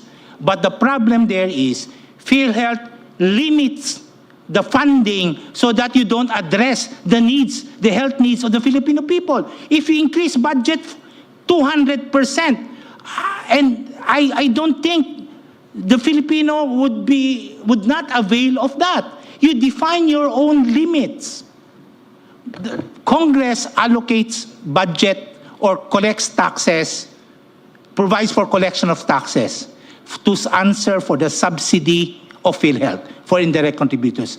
Now, when you request money for subsidy, ang ibig mong sabihin, hindi mo papakailam yun? Hindi mo naiintindihin yun? Gagawa ka ng sarili mong formula because you have limited understanding, there's a limited need of our people for health. Your Honor, the current administration agrees with your observation, which is why this particular case under litigation has been the signal it has been using to increase the benefits. Ang tagal na po, 10 So taon. therefore, if the current administration recognize that, very thank you. And therefore, they should bring back the money back to PhilHealth. Yun! Palakpakan natin mga kababayan! You should restore, bring back the money to PhilHealth. Palakpakan natin ang Supreme Court! Binutata dito mga kababayan, ang tindi, ano? Ibig sabihin, hindi kayo sumusunod sa batas, PhilHealth? Oo! Palakpakan natin Supreme Court, mga kababayan! Ito talaga! Salamat na lang at mayroon pa tayo Supreme Court. Akala natin, ubos na lahat na puro na nila napayaran, mga kababayan. Buti na lang. Mayroon pa tayong Supreme Court na nagmamalasakit sa bayan. Uy, salamat sa Diyos. Your Honor, the reason why the administration recognized it because for the longest time, the corporation has thought it will always get money because of the guarantee of the Oh, syntax. precisely, whatever would be. Whatever is that. As long as the government recognizes now, it is now incumbent on the part of the government to return the 60 billion that was transmitted already because it recognized now. Hindi lang na Now! Ibalik niyo ang pera sa PhilHealth, yung 60 billion, now! Uli mga kababayan, dali, palakpakan po natin! Ito po mga justices ng Supreme Court. Si Antonio Co at saka si, yung babae kanina, sino nga yun? Nakalimutan ko, Lazaro. Palakpakan natin mga kababayan, Eva Lazaro at saka si Antonio Co. Ito mga Supreme Court justices. Very good. Tuloy mga kababayan. Tuloy-tuloy tayo. Ayan. Ibalik ninyo. Nasaan na ang pera ng PhilHealth? Naku po. Mukhang tatakas na ito mga ito. Abangan natin mga kababayan. Baka tumakas na itong mga hayop na itong biroy mo. Bilyon-bilyon yan. Oh. recognized probably before. Ngayon na-recognize na. So therefore, when you recognize it, you should return it. What do you think? Your Honor, if it pleases the court, Section 58, the sovereign guarantee, even without this maneuver of the 89.9, government can and always will increase the benefits. But the signal, Your Honor, if it pleases the court, that this litigation gave is a strong signal for it to do so. So the court, the people, should now be satisfied by a strong signal from the administration. Your Honor, it's not necessarily the administration. It is the fact that the reserves, the You amounts... said the government. Yes, sir. Yes, sir. So a strong signal from the government to help PhilHealth and expand benefit should now be enough for our people to rely on. This is the start, Your Honor. If the case is allowed to proceed, if the transfer is allowed to proceed, it is a use it or lose it signal, which all national government agencies have, so that we will use our funds. GOCCs like PhilHealth do not have that signal, and they think, at least before the current CEO or the current administration, they think that just because there is an earmark, whether hard or soft, that they will get the money and there is no stimulus for them to actually increase the benefits. When you prepare this budget of yours for subsidy, why did you not consider the collection made by government, by BIR, on the sin taxes? What was the reason behind that? Your Honor, mathematically, it's the premium rate. The way that the premium rate is determined, unfortunately, is not actuarially fair. It is not based on the spread of benefits that is due the Filipino people. Kulang po talaga yung binabayad ng PhilHealth. 10% lamang po in 2024.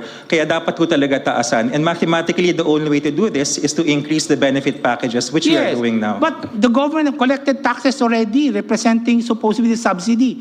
Why would government not transmit everything to PhilHealth as originally intended? Originally intended. Bakit hindi nyo i-transmit sa PhilHealth? Ala ka, ang ganda talaga nito mga kababayan. Dali na, dali na. 5,000 mahigit live viewers. Palakpakan natin lahat ang Supreme Court. Dali, dali, dali. Lahat po tayo, 5,000. Ang hindi po bumalakpak. Pisot ang hindi bumalakpak.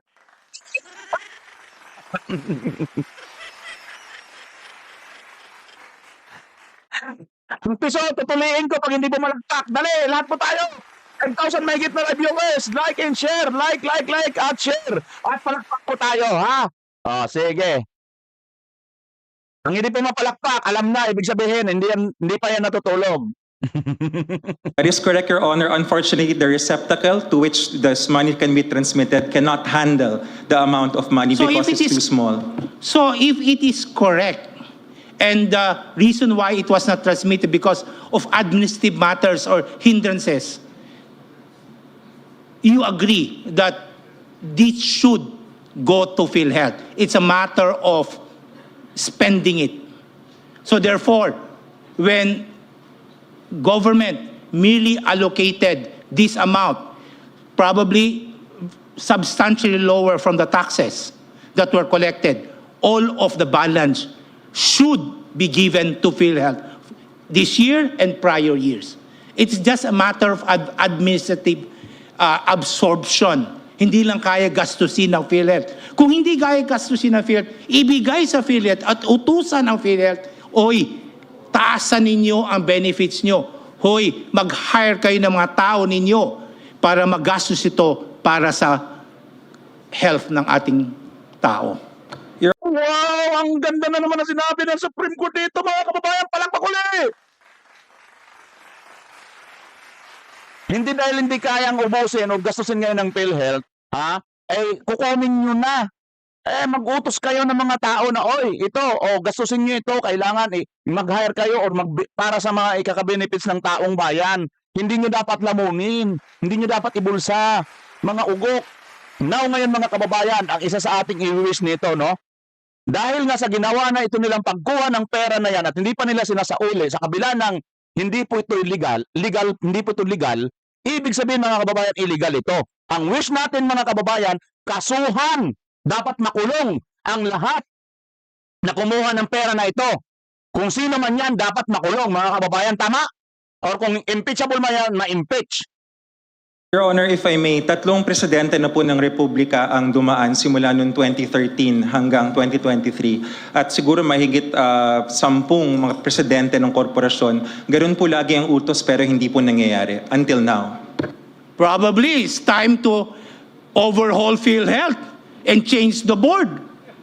For not... Ayun! Ang galing! Ang galing mga kababayan, no? Lumulusot itong sabi ko, mula pa ng 2013 hanggang ngayon. Ganyan daw pa utos lagi sa PhilHealth pero hindi po nangyayari. Aba, ang talino nitong Supreme Court mga kababayan, pilit po dito. Well, probably. Kaya nga dapat na siguro ngayon kumilos na kayo. Ang galing. Ay, nakita ko na mga ito talagang abogado. Ito ang napakahuhusay, mga kababayan. Complying what the law requires. Hindi kasalanan ng tao yan. Correct. For not availing all of these benefits. Apparently from your own words, kasalanan niya ng administrasyon, this administration, last administration, or the previous administration. At kasalanan niya ng PhilHealth Board. Huwag natin pahirapan yung tao because nandyan naman yung pera. The money is there, government will not giving it to PhilHealth to serve as health benefits for our people. If I may, Your Honor, in fact, nung una pong oral arguments, iba po yung PCEO na humarap sa korting ito. At nung ikalawang oral arguments, ganun ho kabilis, iba na ho uli yung humarap na CEO. Kino-correct na po. Okay, so that's maybe a good point from PhilHealth, but we cannot close our eyes for the past years na hindi nabigay in benefits. So in that case, maybe PhilHealth can already request the President to return the money, the 60 billion that were transmitted to PhilHealth, to the government for anchor program funds. Ibalik na yan sa PhilHealth and PhilHealth to expand its benefits, hire more people to answer for the needs of the health of our people. That will be all, Chief. Thank you. Thank you, That will be all, Chip. Kakulit. Dapat niyong ibalik niyan ngayon. This is the time na dapat niyong ibalik na for the benefit of the people. Hindi porket mayroong kasalanan ang unang presidente, nakaraang presidente, or ngayon na presidente, wala kayong paki dyan. Kailangan niyong ibalik ang pera ng bayan. Ibalik! Ibalik! Huwag niyong nakawin. Mga Judas Barabasestas kayo. Dadalhin niyo sa ang program pan. Nasaan yun? Nasaan yun? Nasaan yung ang program na yan? Gago lang talaga, mga kababayan. Gago lang talaga. Isang malaking kagaguhan talaga, mga kababayan. Yung isipin mo yan, ang program funds, doon mo dadalhin yung pera na nakaintended para sa may sakit, para sa ating mga hihirap na kababayan. Dadalhin mo yung pera doon sa unprogram. Ano ba ibig sabihin ng unprogram? Hindi nakaprogram. Hindi nakaprograma. Mahirap pag-intindi. Animal talaga, oo. Nabubuisit ako talaga eh.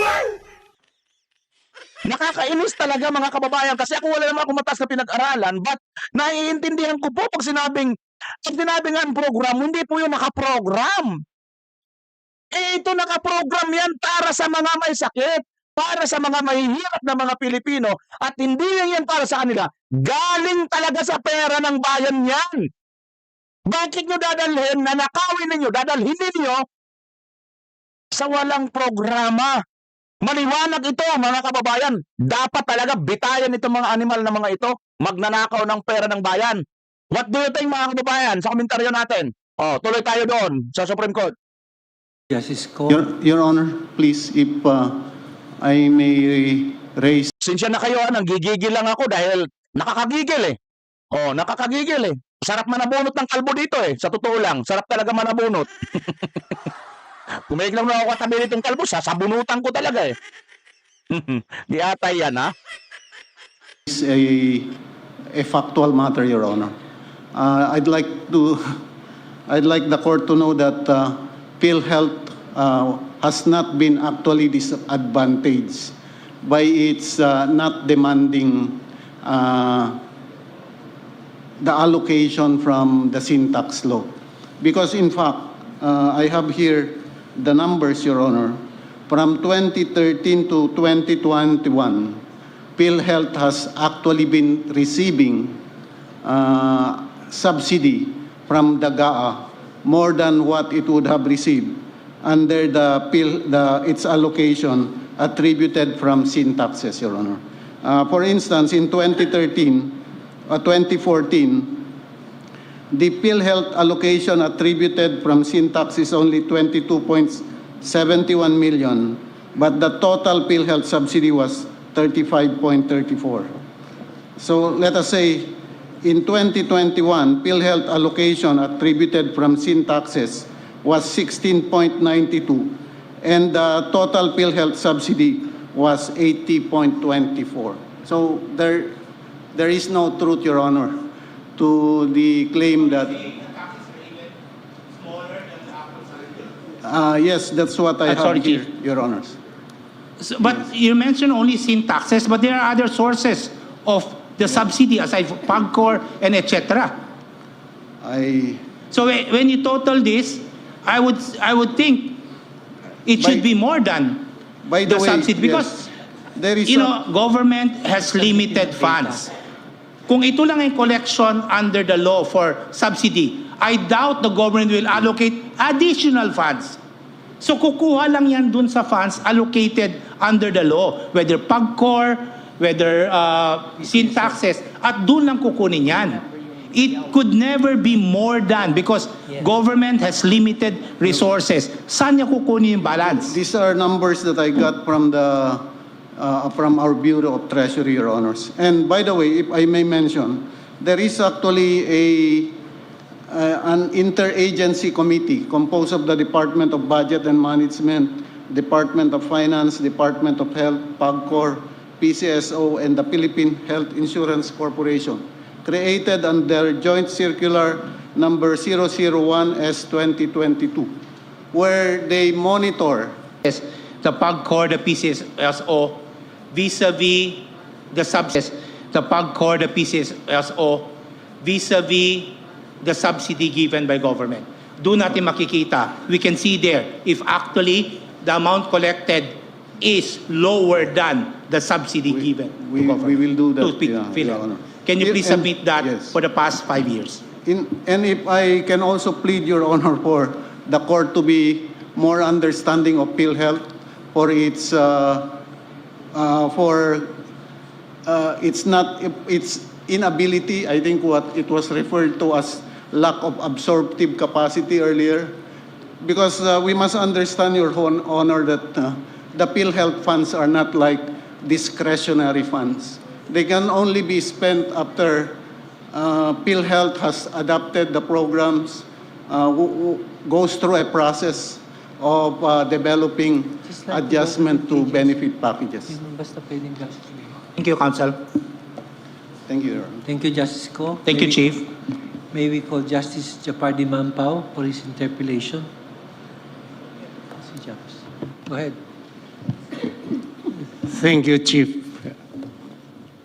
May I ask the counsels for petitioners in GR numbers 274, 778, and 276-233 to answer these questions on procedural issues.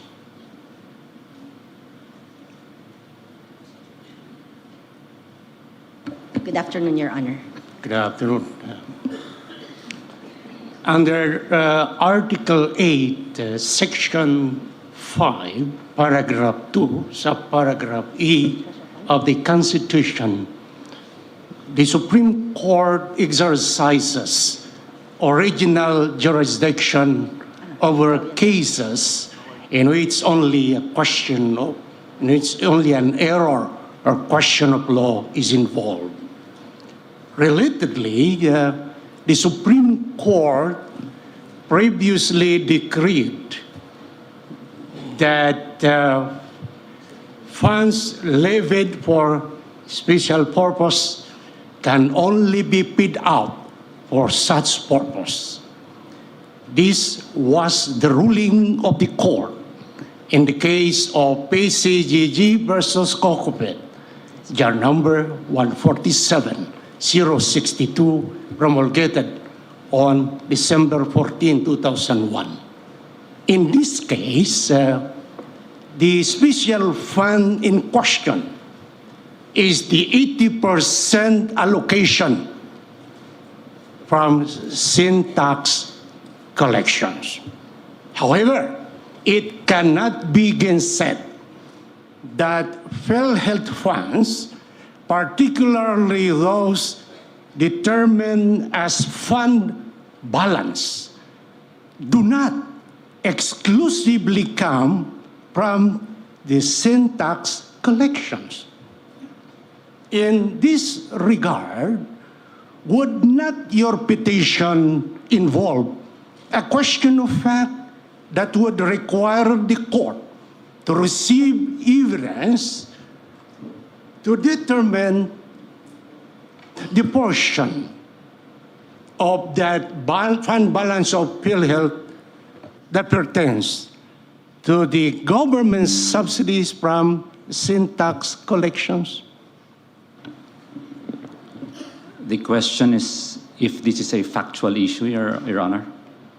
Well, we submit, Your Honor, that this is a legal issue of whether or not the reserve funds under the GA should be transferred contrary to the express provisions, Your Honor, of the Universal Health Act that reserve funds should not be transferred back to the National Treasury. You mean to tell us that such portion of the PhilHealth fund balance can be determined from that 80% allocation from sin taxes without presenting any evidence?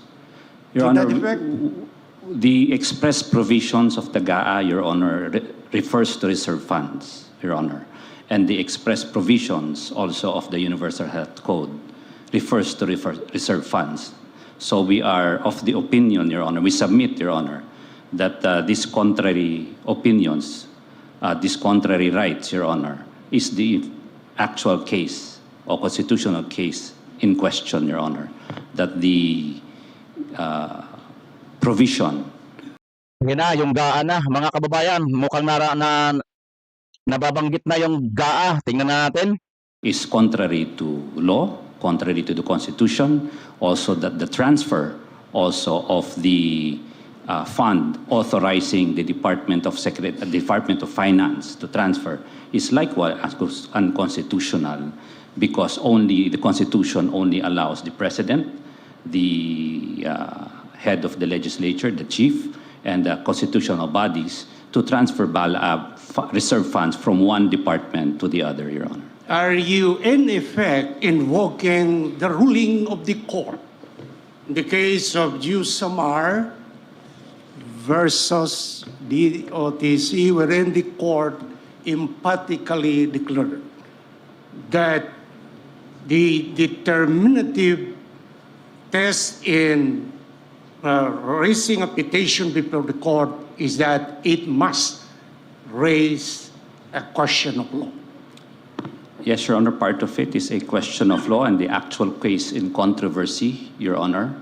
In such case, the actual case in controversy, in this case, Your Honor, as stated, is the conflict of rights between the Constitution alleged by the executive and the legislature to transfer funds vis-a-vis the express provision of the Constitution limiting the transfer of funds to the certain individuals and also of the express provisions of the law prohibiting such transfer of reserve funds back to the Treasury. Do you consider this case before this court as one of transcendental or paramount importance? Yes, Your Honor, we submit that in our pleadings, Your Honor, that it is of transcendental importance and that the transcendental importance have given due course by this honorable court in a number of cases.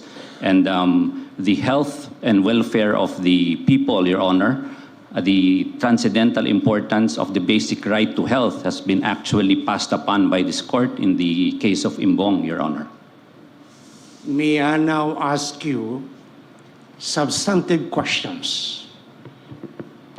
Petitioners in GR numbers 274-778 and 276-233 argue that Section 1, Paragraph D of the 2024 General Appropriation Act and the Department of Finance Circular 003-2024 are unconstitutional for being violative of the constitutional right to health enshrined in two constitutional provisions.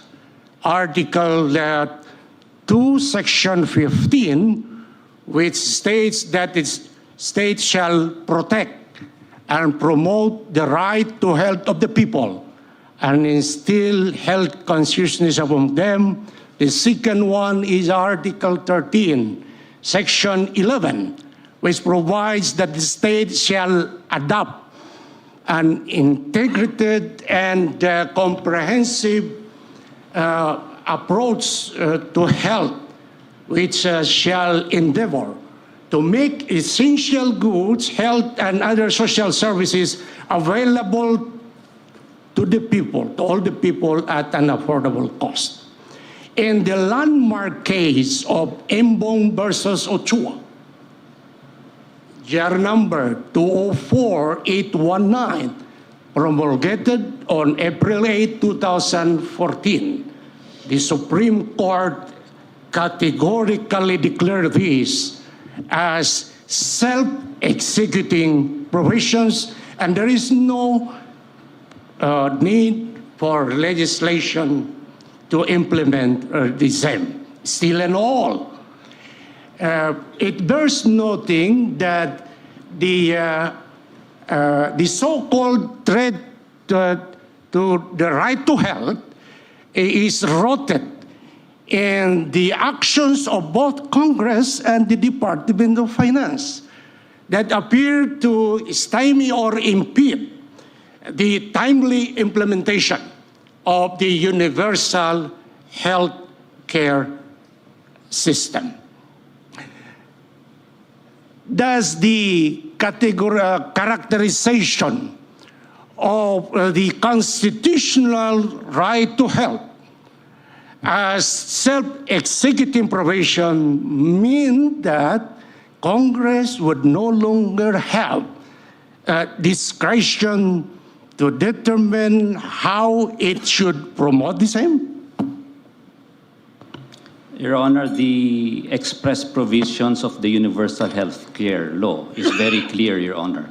The specific amounts to be given to the health care is basically outlined in the Universal Health Care Law, such as already mentioned, taxes, PABCOR, PCSO. That is not for the Congress to decide, Your Honor. That has already been passed.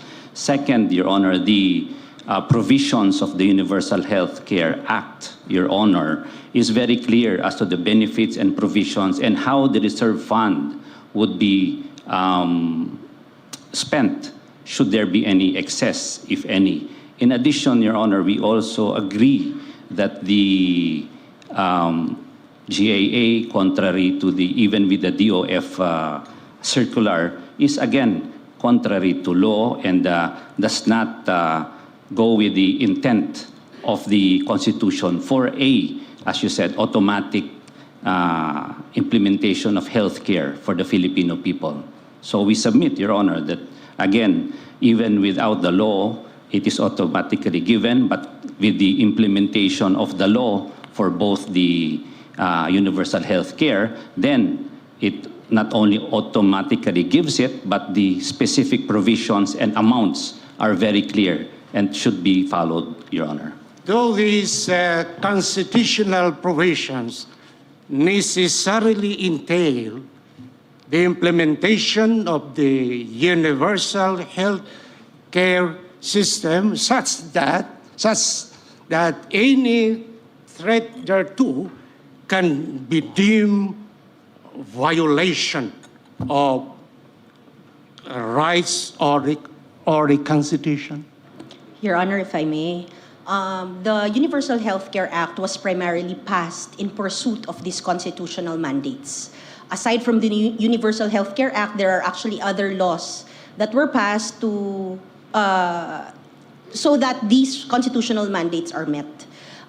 Your Honor, while the language of the Universal Health Care Act is clear, we also take note, Your Honor, that what the government did by removing or getting again the money they originally gave as subsidy for premium contributions of the indirect contributors, Your Honor, is a retrogressive measure, which under, and I believe was mentioned earlier, under the WHO and the UN documents, is actually, Your Honor, a violation of the right to health. Let's talk about PhilHealth funds. do you adopt the postulation that PhilHealth funds are public funds? Your Honor, no, the funds that goes through PhilHealth, Your Honor, even the premiums from the indirect contributors actually loses its character as a subsidy, Your Honor, precisely because of the social insurance scheme wherein there will only become one fund. And this fund will be used primarily for health services or for the health needs of the people, Your Honor. Despite the fact, Your Honor, that the indirect contributors' premiums are paid for by the government, there is a social, I'm sorry, Your Honor, when the original PhilHealth law, which was Republic Act 7875, was first amended in 2013, I believe. There was a clear mandate that there is a social contract between the government and the people, wherein the government will have to pay for the premiums of those who cannot afford to pay, while those who have the capacity to pay pays for their own premium. And the government, by removing the at least 60 billion, Your Honor, as of this date, the 60 billion removed by the government from the indirect funds are actually a violation of the one fund policy that is the basic concept of a social health insurance, Your Honor. Do you recall the authoritative definition of public funds? The Supreme Court had occasion to define public funds in the case of Confederation of Coconut Farmers Organizations of the Philippines, Inc. versus Aquino III, CR number 217965, promulgated on August 8, 2017. There, the court defined public funds, and let's check whether your theory is correct.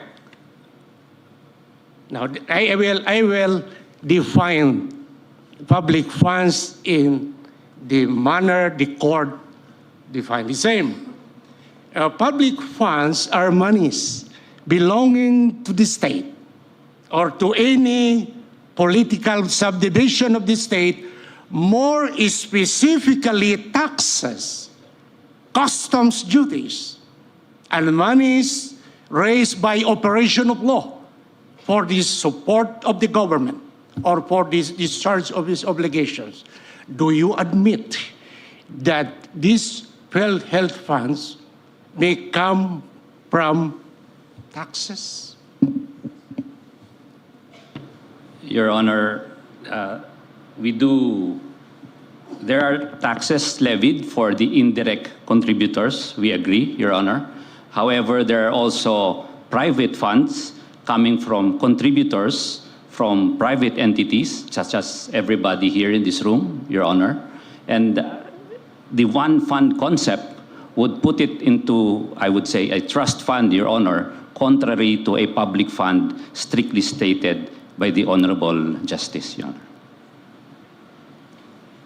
Under Republic Act 10351, otherwise known as the Syntax Law, it provides that 80% of the syntax collection of the balance, the remaining balance that may be derived from syntax collections derived from this act shall be allocated for universal health care under the National Health Insurance Program. So how do you measure that? You insist that PhilHealth funds do not qualify for the category of public funds? I guess, Your Honor, this is in a form of a trust fund. It's a commitment fund between the public and private funds, Your Honor. It's not purely private funds sourced from taxes, but this is actually sourced from private members, Your Honor, private individuals, giving their taxes consider premium contributions, Your Honor. And if I may, Your Honor, I would just like to add, Your Honor, that the premium contributions of the private contributors have increased through the years. Contrary the supposed reserve funds at the end, if there's any fund,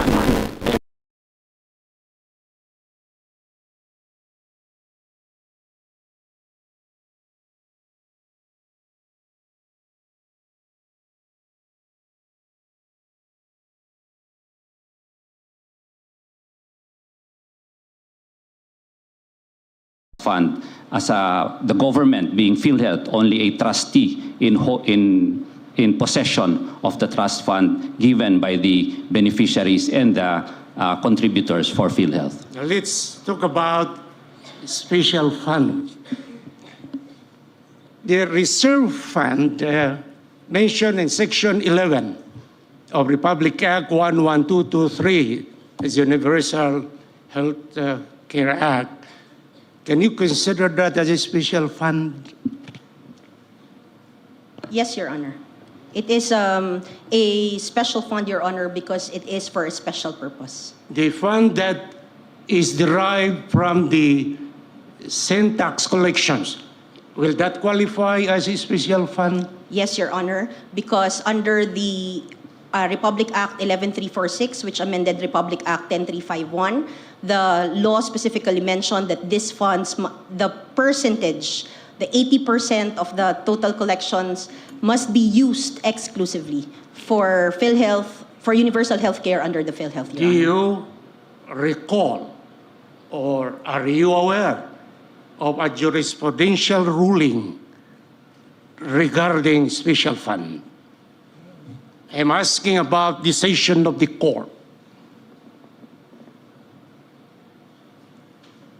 I believe, Your Honor, the mention earlier about the case of COCOFED versus Yes. Aquino discusses the special fund, Your Honor. Although that pertains to COCO levy funds. Now, what's the ruling of the court in that case?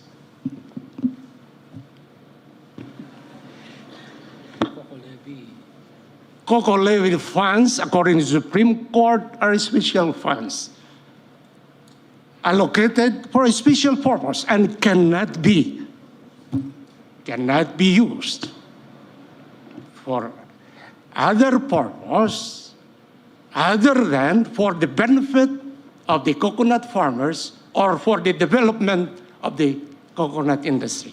That's the ruling of the court. Can you apply that to this case? Yes, Your Honor. Yes, Your Honor. Yes, Your Honor. In the same line, Your Honor, the special fund for the health or welfare, health and Even after it has been allocated for that purpose, special purpose? Your Honor, the special fund as collected, once given to PhilHealth, should be allocated for the health and welfare of the Filipino people, the beneficiaries, both direct and indirect beneficiaries, Your Honor. The 2025 GA has recently been passed into law. Has that provision on fund balance of the government-owned or controlled corporations been carried over? As per our checking, Your Honor, it is not carried over in the 2025 General Appropriations Act, Your Honor. The petitioners claim that this special provision of GA 2024 is not valid or void because it violates a statute, specifically Section 11 of the Universal Health Care Act, Republic Act 11223. But if you read the provision, it does not mention about PhilHealth Fund. It merely refers to government-owned or controlled corporations in general. If you read the Department of Finance Circulars 003-2024, it likewise mentioned, it does not likewise mentioned about PhilHealth. It is only mentioned in that letter to PhilHealth. In your petition, page 16, I refer to petition year number 274778. You only mention that. Exhibit E, Annex E. Now, my question is, from this instance, given this foregoing, are you not questioning the implementation of the law rather than the constitutionality of the law? In our submission, Your Honor, we asked the constitutionality of the law because the DOF circular allows the implementation of the GAA and allows the Secretary of Finance to transfer funds from one department to the other. Constitutionally, Your Honor, as already mentioned, only the President under the Executive may transfer funds from one department to the other and not the Secretary. We would also like to put on record, Your Honor, Solid Duterte, Ilocana ako. Grabe, mga Ilocana. Duterte pala, oh. Sige, tuloy natin. under our petition, we have a letter to the Secretary dated 27 August 2024, specifically asking that said transfer would be illegal and should not be implemented. And until today, Your Honor, we have no answer to our letter, Your Honor, addressed to the Secretary. Suppose we harmonize this provision in the 2024 GAA with this law, Universal Healthcare Act, and this reserve fund should remain untouched. Would you still claim that there is improper implementation of the law? We submit that we cannot harmonize. These are two conflicting provisions, Your Honor. It cannot be harmonized because specifically stated that it is only for the purposes intended. And if they are trying to skirt the law by passing the GAA and putting a provision that would allow a transfer to us that cannot be statutorically harmonized, Your Honor, and the GAA would be violative and invalid, Your Honor. Thank you. May I now ask Chairman Neri Javier Colmenares, because in your petition you raise this President certification and this Bicameral Conference Committee. Am I correct? Yes, Your Honor. Thank you. I could vividly recall last February 25, you manifested in my petition, I raised these two issues. Now I will ask you on this. Yes, sure. Thank you, Your Honor. Article 6, Section 26, Paragraph 2 of the Constitution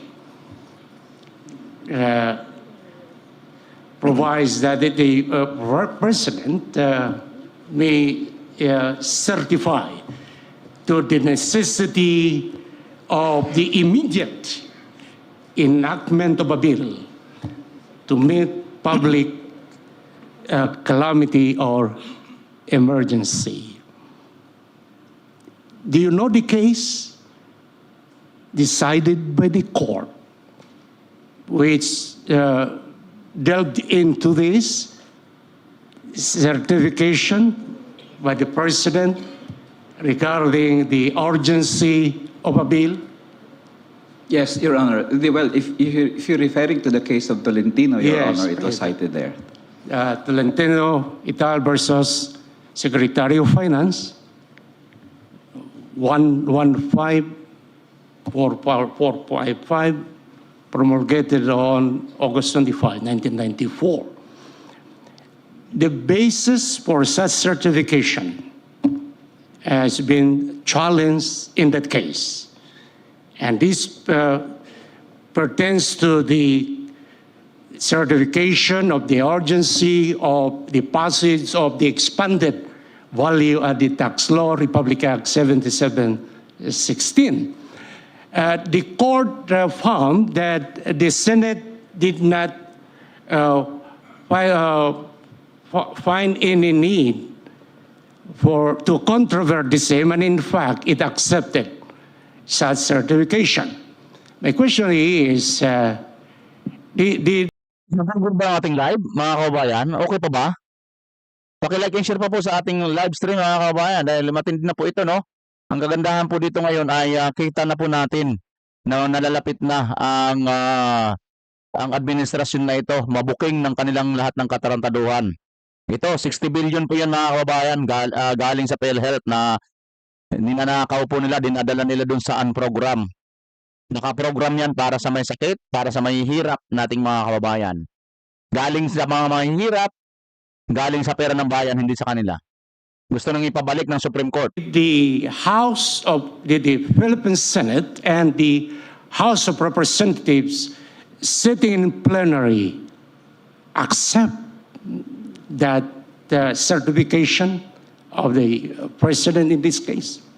Yes, Your Honor. From the records of the House and the Senate, the House and the Senate accepted the certification of the President, there are objections, of course, Your Honor, from some senators. But I think, Your Honor, the issue of whether or not the House or Congress accepts the certification has the discretion to issue a certification of urgency, Your Honor. It's not a boundless discretion, Your Honor, that the Constitution, because the Constitution put in parameters, Your Honor. The first is that there is a public emergency or a calamity, Your Honor. And second, there is a bill that meets this public emergency and calamity. And third, there is a need for the immediate enactment of this bill to meet such calamity. So therefore, Your Honor, in our interpretation, the President must follow this. Notwithstanding whether Congress agrees with it or not, if the President did not follow the parameters under the Constitution, for example, he issued a certification absent any calamity or emergency, or he certified it despite the fact that there is no immediate enactment of the bill, then for us that is violative of the Constitution, Your Honor. So in this case, we argue that the President issued a certification, but from the records of Congress itself, there was no emergency or calamity to speak of. And Your Honor, the reason for our interpretation of this, other than the fact that the certification did not mention any calamity, so that at least Congress can exercise its discretion to accept or not accept the certification, the timeline itself, Your Honor, from congressional records show there was no calamity. They approved the bill, Your Honor, on second and third reading on September 27 of 2023. And then they had a recess on September 30 of 2023. They did not transmit the bill to the Senate despite the fact that it's supposed to be an emergency or public calamity. They only transmitted it, Your Honor, in November. So they approved it on September 27. They deviated from the constitutionally required legislative process. But then after all the rush, Your Honor, they took a recess. And then they transmitted it November 4. Then we realized later on the reason for that hiatus is because they formed a small committee to amend the bill already approved on third reading, Your Honor. So that was the reason why they had to wait for November 4. Publicly, the small committee declared, oh, don't worry, the small committee will finish all the amendments by October 10. But then they failed, so it's November 4. Then there is the BICAM, Your Honor. Then they created a technical committee. All these things, Your Honor, we believe, does not show emergency or a calamity, Your Honor. And secondly, Your Honor, if Congress is going to delay the approval of the budget on the basis, oh, we're going to have a recess, we're going to form a small committee, and so on. It is a self-created emergency, Your Honor. The President cannot certify a self-created emergency. Ginawa nyo yun, bakit ako ang magsicertify sa kasalanan nyo? It cannot even be a preemptive emergency just in case Congress will not be able to pass it in December, so I'll just issue a certification in September. It cannot be preemptive, Your Honor. The certification of the President as to a public calamity or emergency must be existing at the time of the certification, Your Honors. So, in that case, Your Honor, the President or the certification violated the parameters of the Constitution. There was no calamity. There is even no immediate enactment, Your Honor, because whatever the President do, it will only take effect on January 1 of 2024, so much so that whether or not he certifies it, the immediate enactment is not forthcoming as required by the Constitution, Your Having Honors. said a while ago that it was accepted by the Philippine Senate and the House of Representatives, is that not within the realm of, are you not questioning the legislative wisdom behind such acceptance of that certification?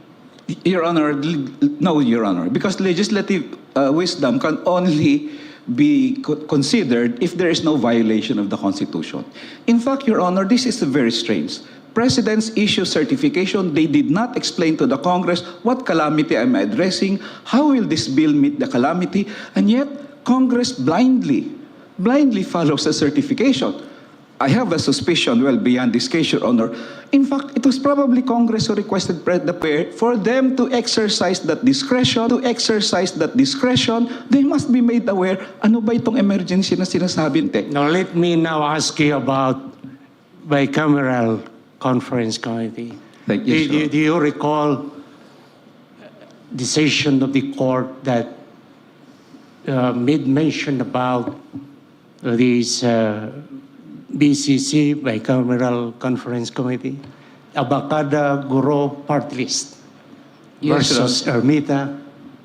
Well, I've read the number 168056 promulgated on September 1, 2005. Yes, The even Supreme Tolentino Court, mentioned that, Your Honor. said in that case that this BCC is mandated.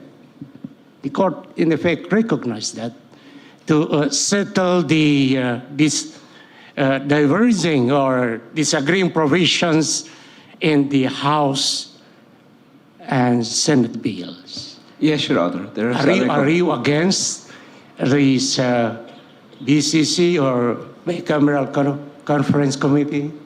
No, Your Honor, as long as they follow the Constitution. In the Constitution, for example, Your Honor, appropriation bills should exclusively originate from the House. And the role of the Senate is to propose amendments to the bill. 281 billion unprogrammed fund from the NEP submitted by the President, 281 approved by the House, 281 approved by the Senate. The Senate did not propose any amendments to the 281 billion. Suddenly, Your Honor, the BCC proposes 431 billion, half a trillion, Your Honor, of items and projects in the unprogrammed fund. So did that originate from the House? No, Your Honor. It originated from the senators and the members of the House in the BCC. Was it the proposal of the Senate? No, Your Honor. The Senate did not propose amendments to the 281 billion. So even the senators in the BCC have no power to propose amendments. The Congress and the Senate, because the BCC is not the Senate, and the Constitution says the Senate may propose. You mean that BCC cannot introduce new provisions? They can introduce harmonization, as you mentioned, Your Honor.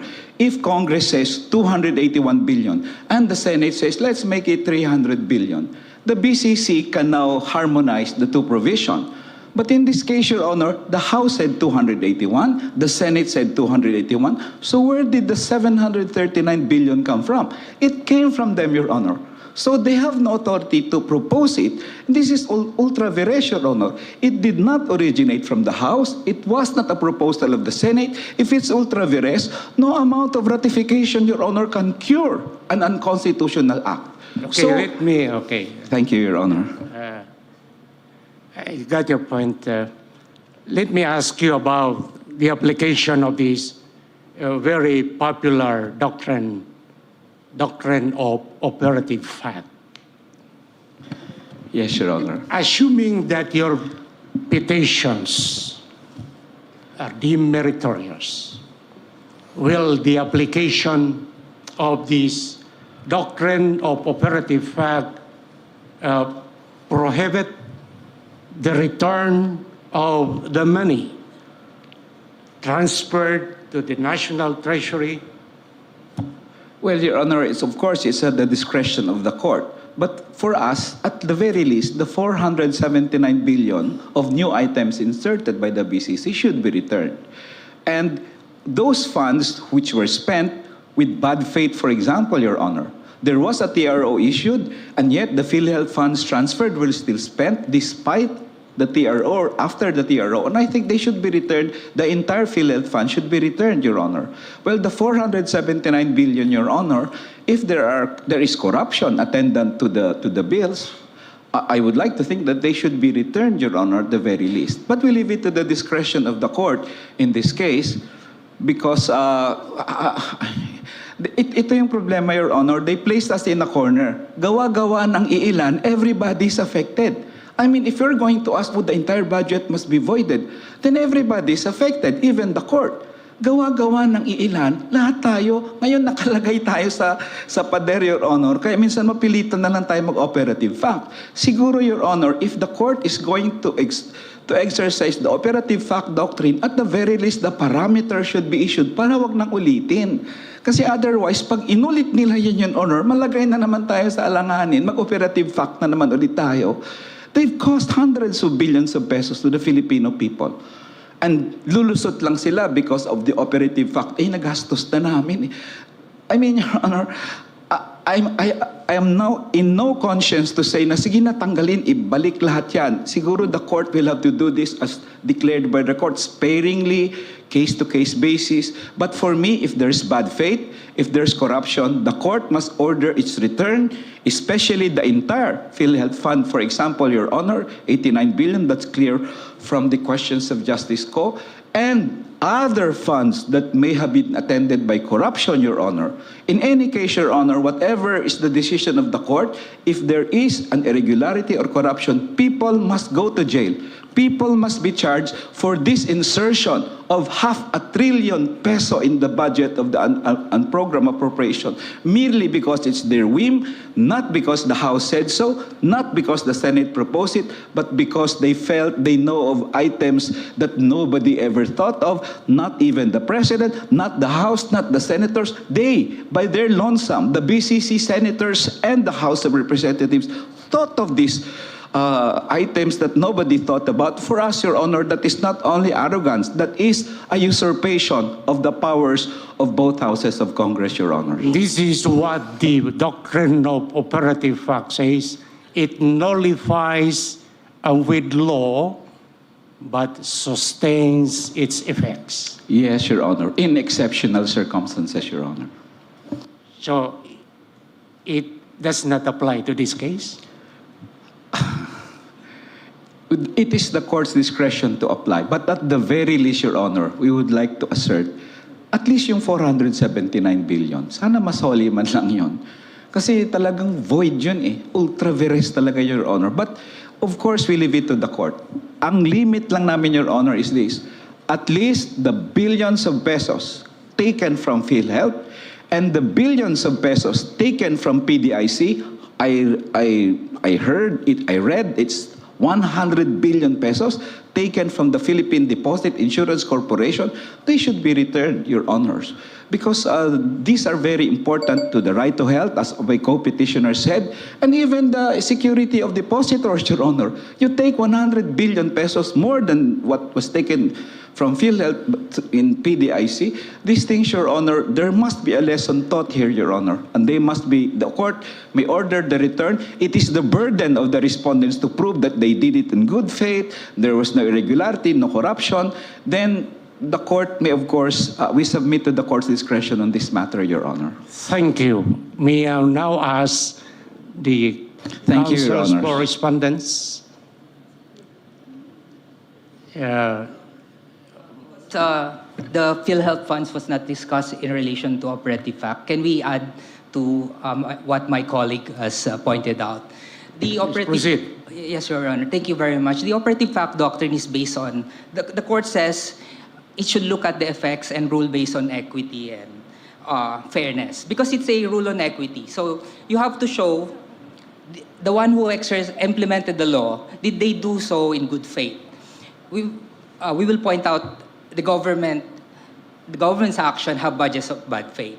But before that, Your Honor, let's also look at the effect. Is it equitable? Is it fair to the people when they took away the PhilHealth funds? Clearly, it's not, Your Honor, because the law clearly says those funds are for the health of the people. And our people, if we look at PGH, just right in front of the Supreme Court, early in the morning, hundreds of people line up because they cannot afford health care. They have to line up in our government-funded hospitals because they have no choice. PhilHealth should have provided that choice. So it would be inequity if we do not return the money. Now, did they took the money in good faith? No, Your Honor. Why? The law is clear. They should not have taken it. Then we go to COA. Let me point to the COA observations published in the COA website for GOCC's 2023.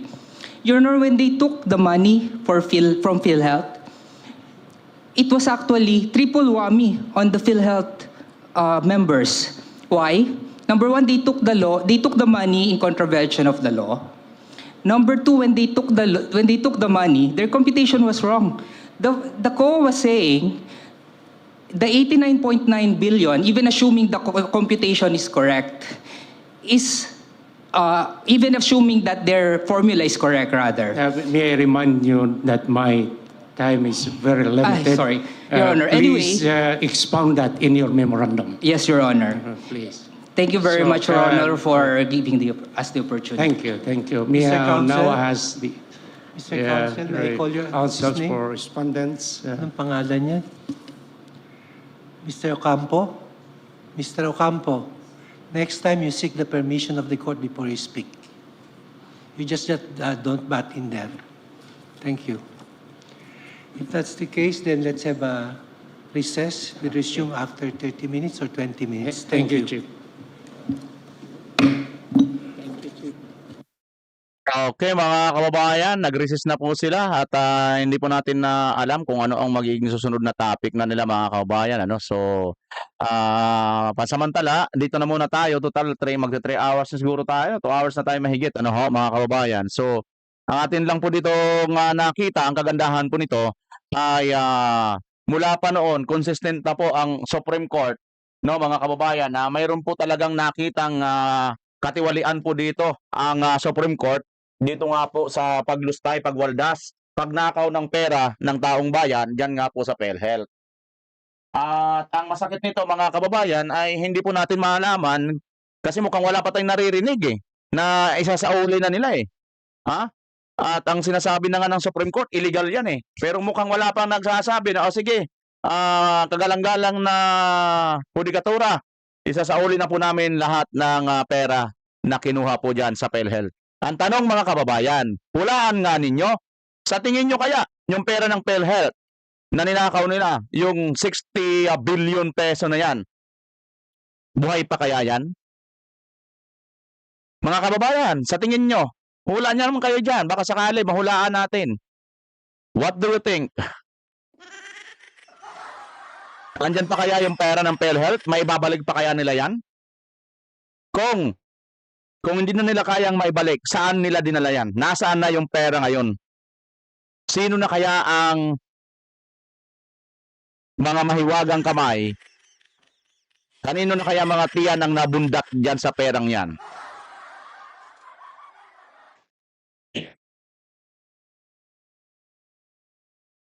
Hmm? Sa tingin nyo mga kababayan? Okay, comment nyo. Yan po ang ating naging live stream dito. Umabot po tayo ng 5,000 mahigit, 5,500 dito kanina sa ating live.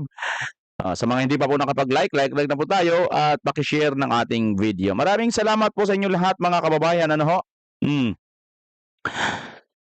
Maraming salamat po. Sige. Okay mga kababayan. So kung ano nyo masasabi? Anong inyong pagkakaalam? Inyong hula? Kung mahuhulaan ba ninyo, hulaan nyo na. Kung nandyan ba ang pera? May babalik pa ba kaya ito? At sa tingin ninyo, sino ang dapat managot at sino ang dapat parusahan? Sino ang dapat ma-impeach? Sino ang dapat bitayin dito? Dahil matindi po ito eh. Tungkol po sa kalusugan, ninakaw po nila eh. Para bang isa itong adding insult to the injury. May sakit ka na nga, ninakawan ka pa. Ganyan po ang kalala ang sitwasyon na ito sa ating bansa, mga kababayan. Binulsa na, o sige. Okay. Sige, comment nyo lang mga kababayan sa mga magre-reply pa nito. Kung anong inyong masasabi dito. Okay, muli mga kababayan, this is vmrchannel, pansamantalang magpapaalam at magkita-kita tayo muli kung loloobin ng Panginoon, Pilipinas, as always.